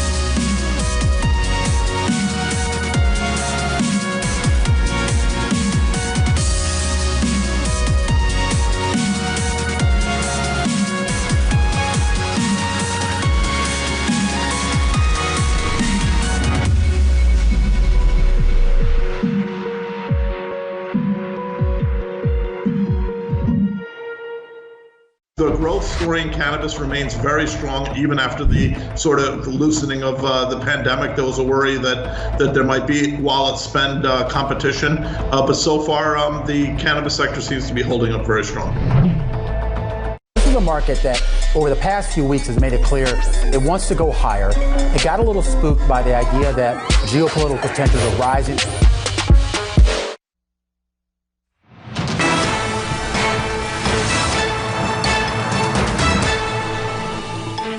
This is Bloomberg Markets. I'm Amanda Lang alongside Matt Miller, and we've been watching Facebook Connect 2021. It's underway as the company tries to make virtual reality feel more like home as part of its sweeping plan to bring this immersive technology to broader swaths of users. With us now, Bloomberg's Ed Ludlow, who is outside the headquarters in Menlo Park, California, and we have Bloomberg's Paul Sweeney with us in studio. Let's start with you, Ed, just in terms of what Facebook has said and done so far, stacking up against expectations. What are we hearing?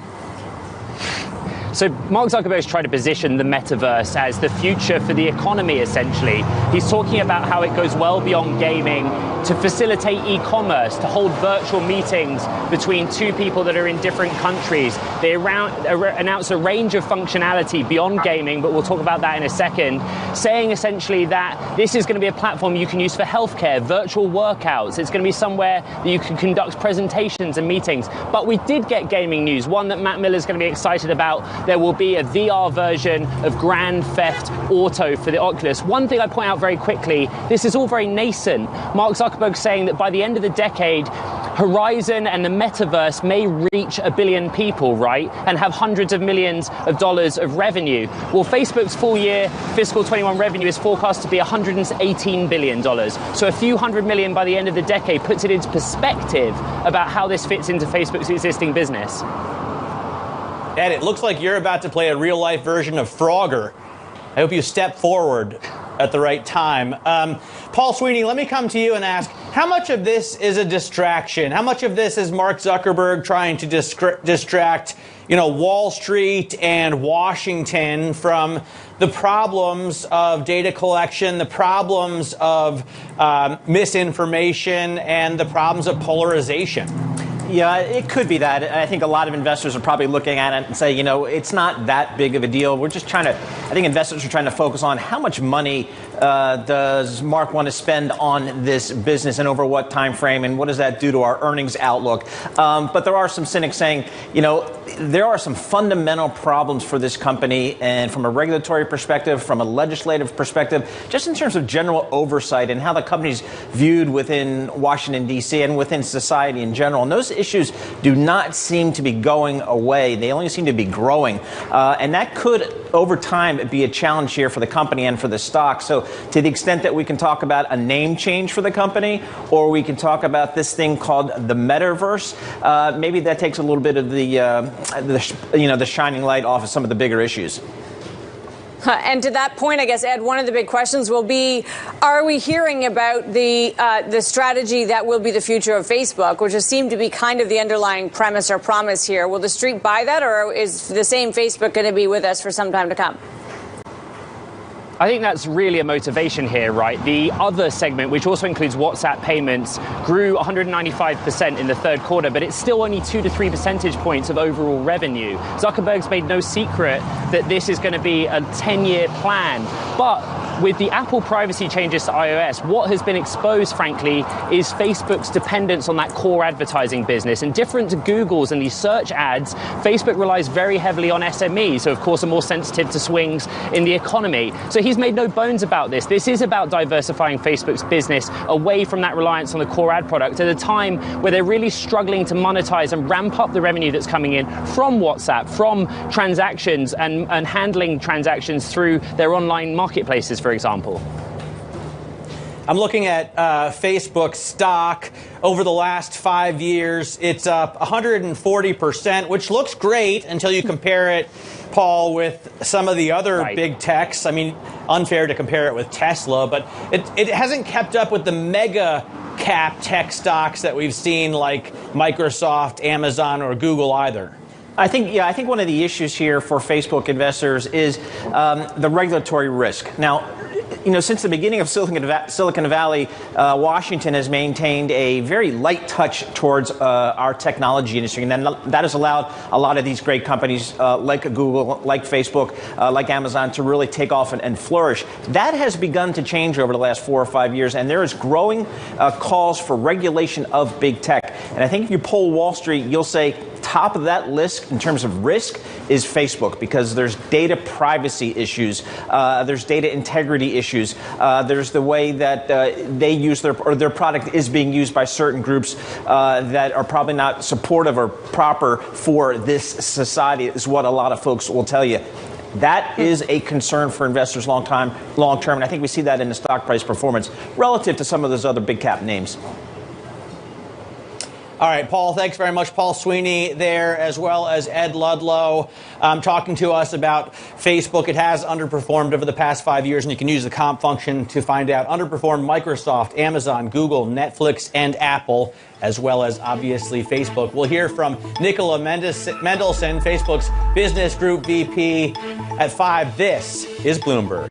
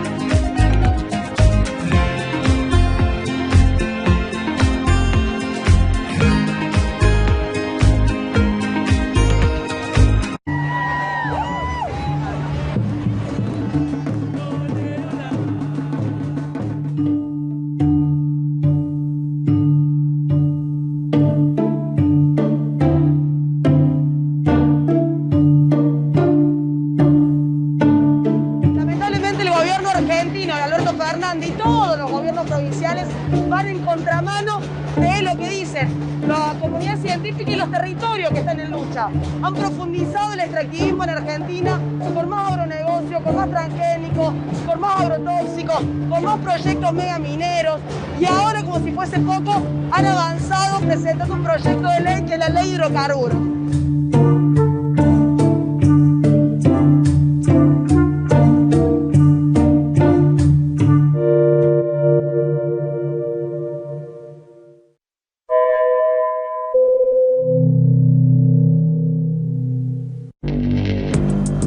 Access the financial world on demand. Hear from leading economists, policymakers, and industry experts via live and on-demand webinars, only from Bloomberg.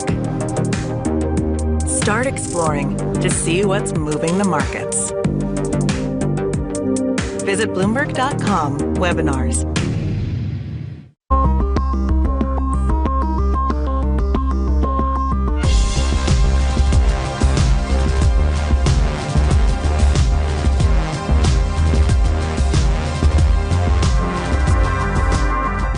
I think that it's hard to put your head around any narrative. Let's just be honest. We've had sort of a shift in, are we in some sort of stagflation fears moment? People were talking about that all day yesterday. The most crucial moments in the trading day. This is Bloomberg Markets The Close with Caroline Hyde, Romaine Bostick, and Taylor Briggs.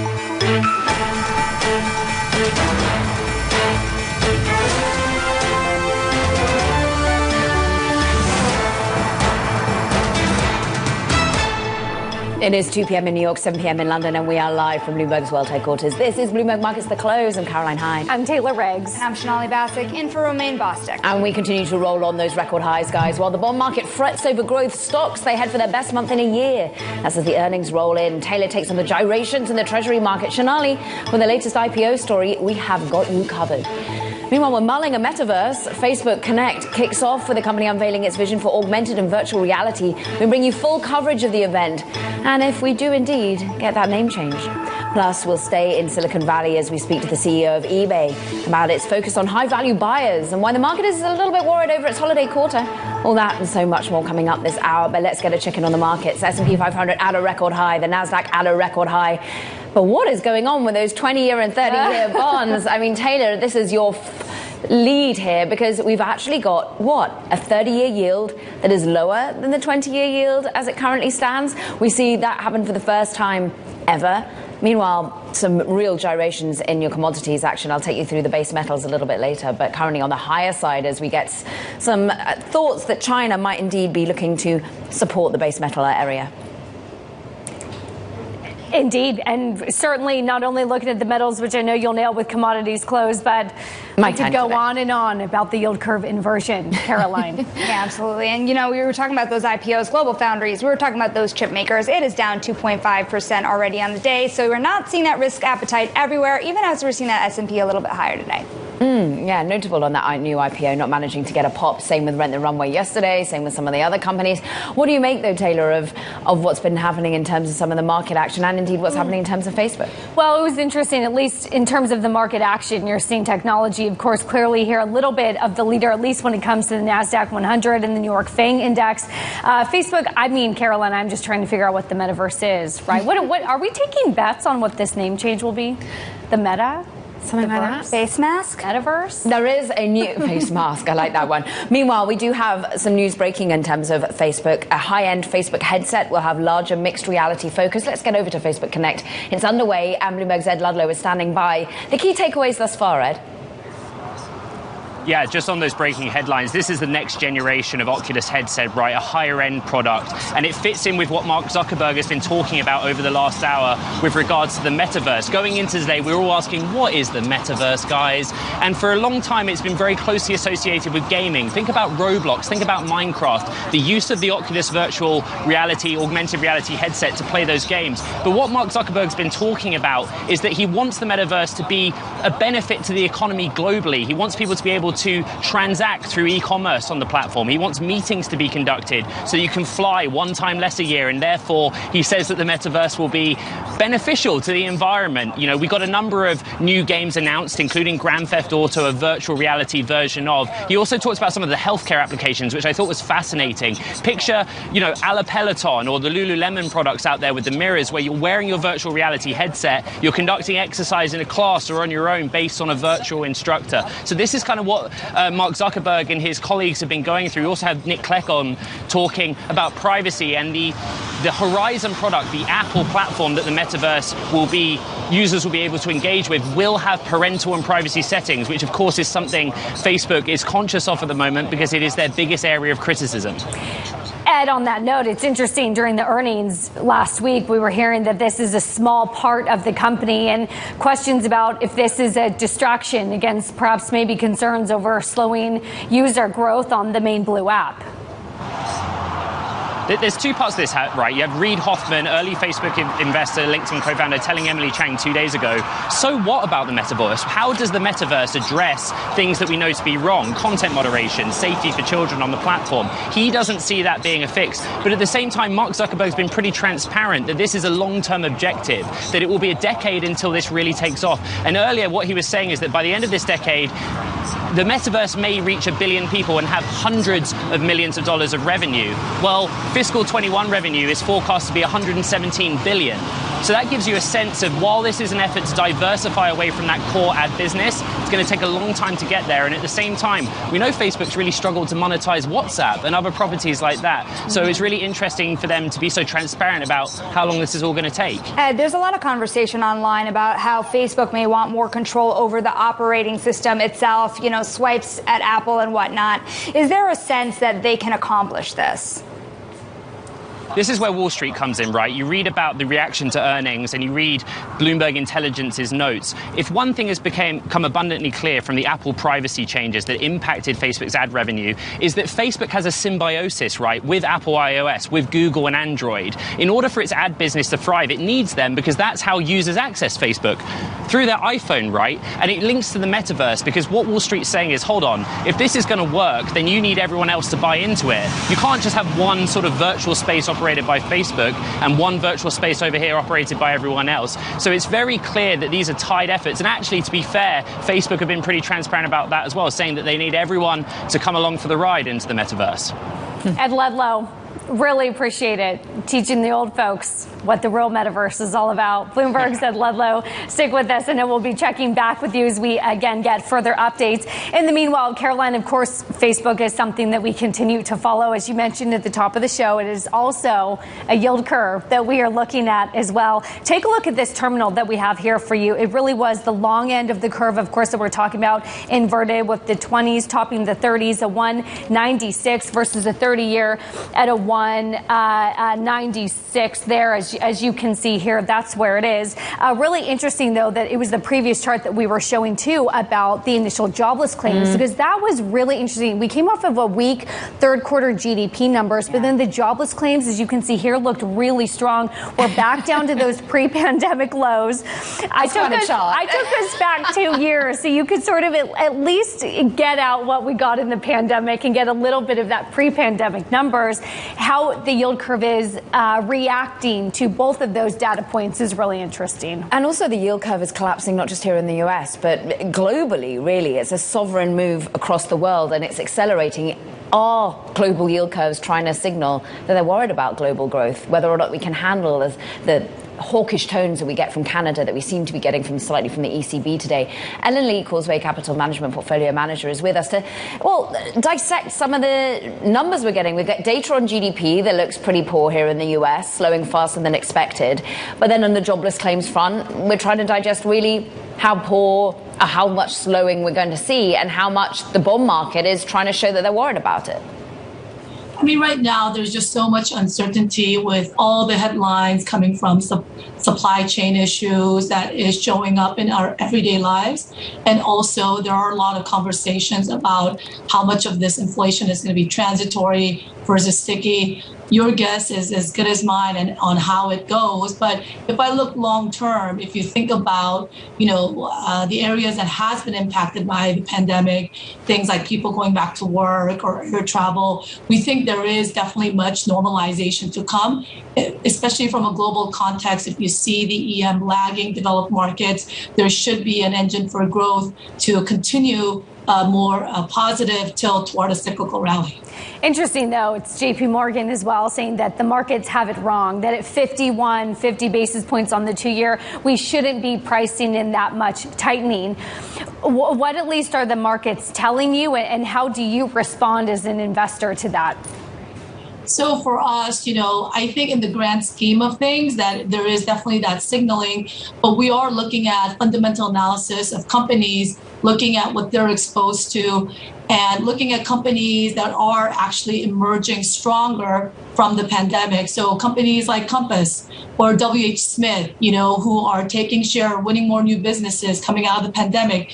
We think, those stock selection based on, each company traits is going to be what is more important for us. I'm wondering, I don't want to ignore also what's happening over in Washington as well, a lot around the rhetoric around, the debt ceiling that's been prolonged, as well as the infrastructure bill right now. What kind of overhang does that create for you, either as a bond investor or a stock investor, frankly? I think definitely the infrastructure bill is going to be welcomed to the market as it provides more stimulus. But in terms of the debt ceiling, my view is that with the amount of debt that's in all these government balance sheets, for the governments to actually raise interest rates anytime soon is going to be very difficult. So I assume more moderate environment going forward. We're probably going to be hearing a little bit more on what's happening over on Capitol Hill any moment now, Ellen. But just before that, where should we be putting your money? You look like you're looking outside of the world of the US, looking at Europe if you're citing WH Smith and the like.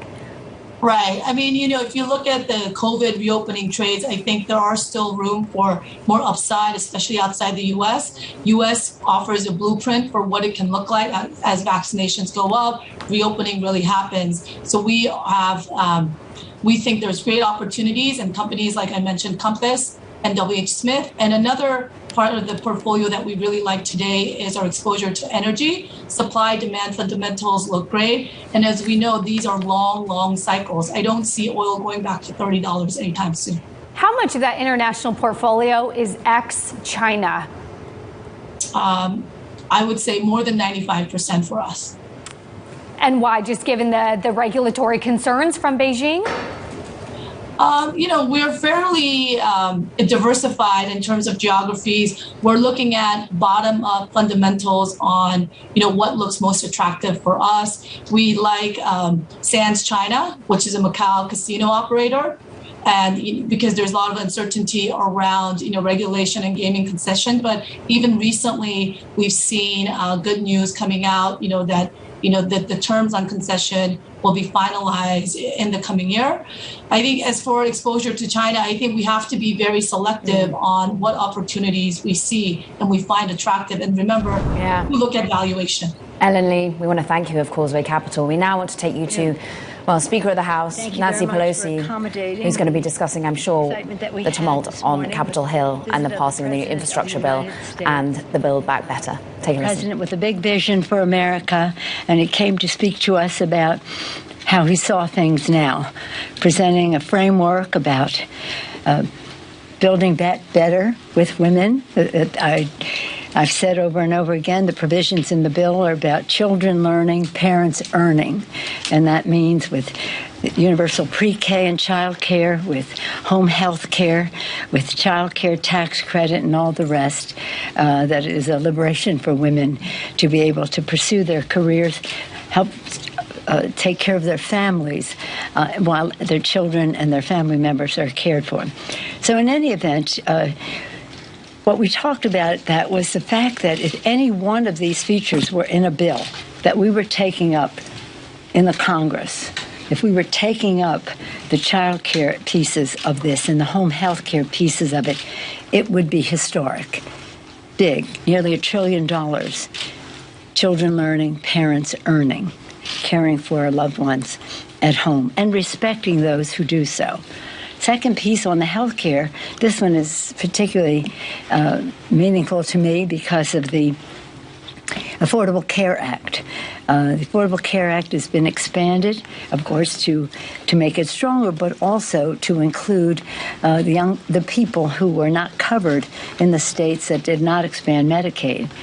We don't expand Medicaid. We expand the Affordable Care Act to enable those folks to have, those families to have access to the Affordable Care Act. If that were the only thing we were doing in this legislation, it would be transformational, transformative, and cause for celebration.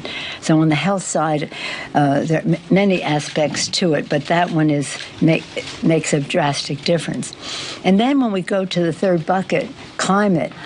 Well, as one who, when I was Speaker first time, the climate issue, well, for a long time has been my flagship issue, but at that time, I formed a select committee on climate, and we got good things with President Bush in terms of an energy bill, but not a climate bill.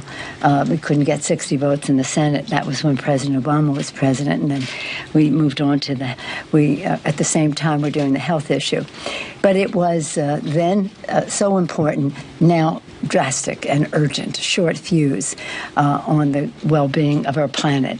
And so in this bill, I mean, imagine $500 billion in this framework that the president discussed, $500 billion, both in tax credits and outlays of what we need to do to protect the planet for the children.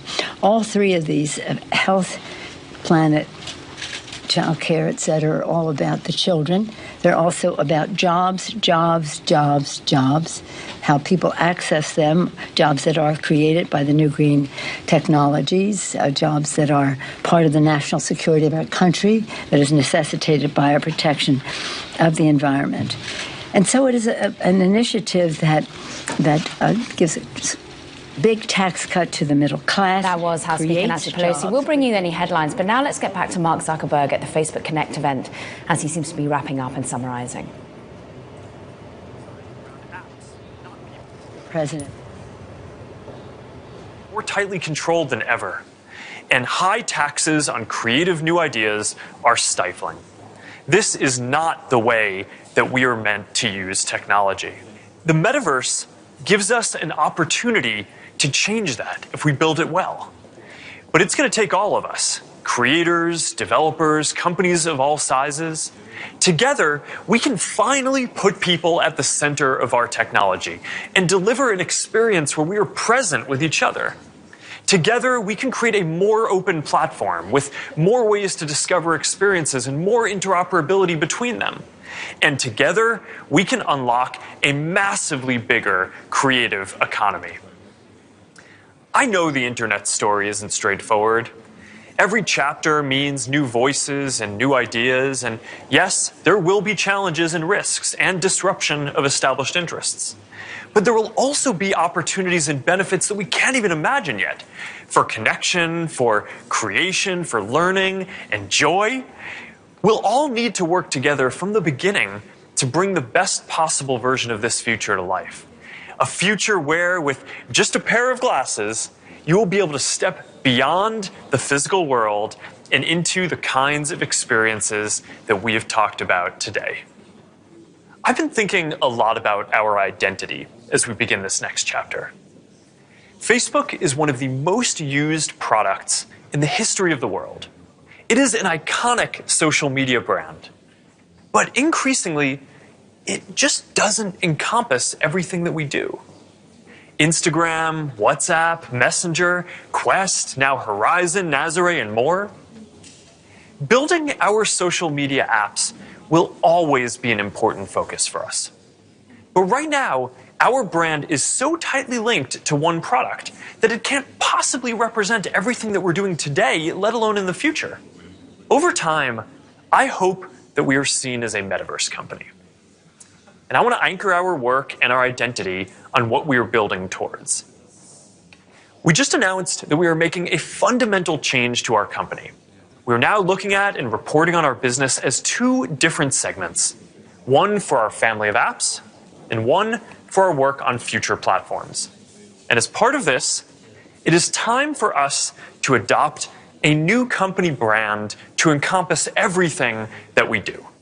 To reflect who we are and what we hope to build, I am proud to announce that starting today, our company is now Meta.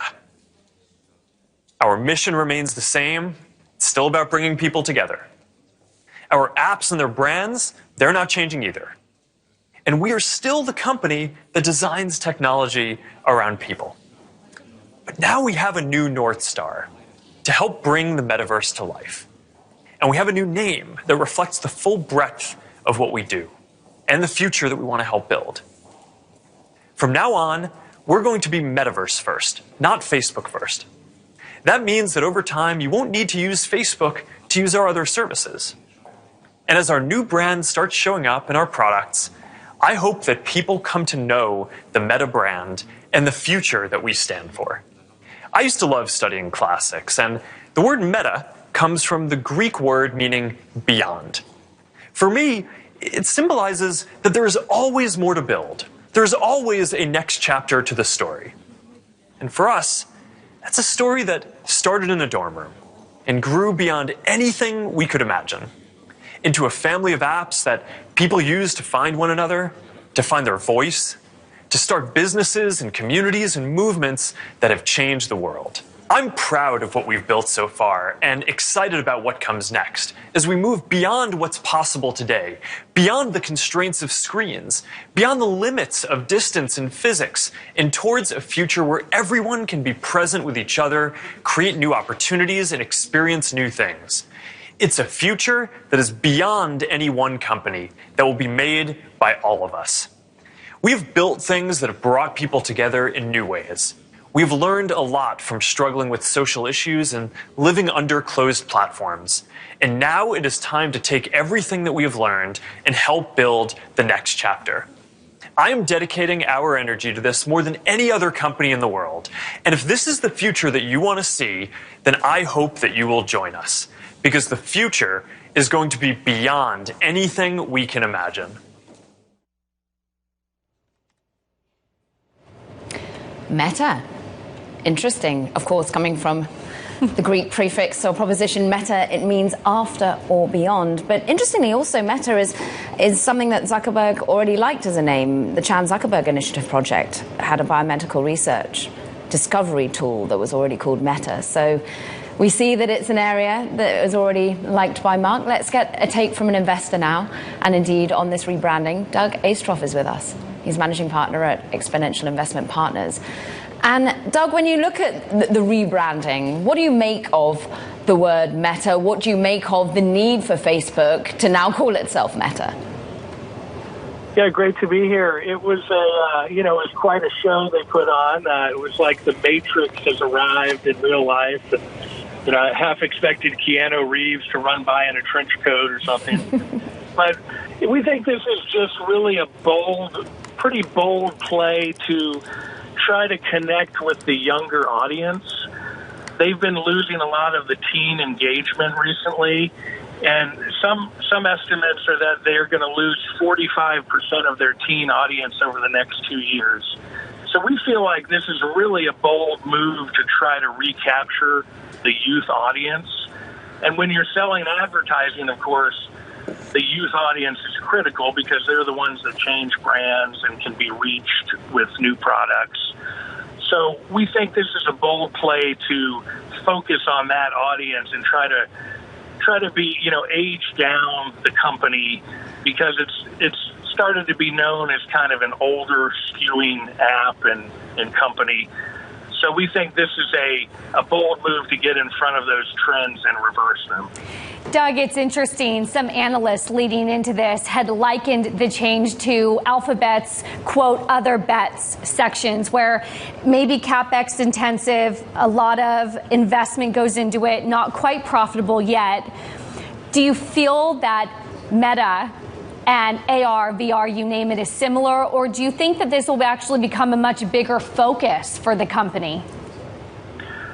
Well, it sounds like it will be a big focus for the company, and I think what Facebook is doing is probably more realistic and easier to implement than some of the moonshots that Google is taking or Alphabet.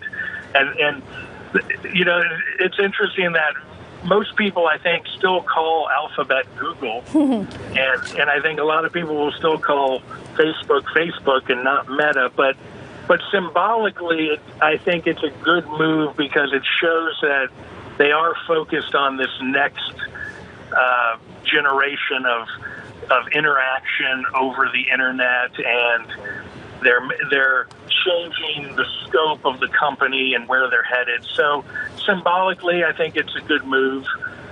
Facebook will probably continue to be, the driver of profits for a long time, but this shows they're serious about this next phase of the company, and that they're going to really be serious about dedicating resources to it. Doug, it seems like investors are reacting fairly positively to the news. The stock is still ticking a bit higher, but, do you think that there's a risk here that with this identity change for Facebook, they start to isolate some of their existing client base? Well, the risk, I think, is minimal because the company is very attractively priced right now. And they're really just a juggernaut with cash flow and profitability.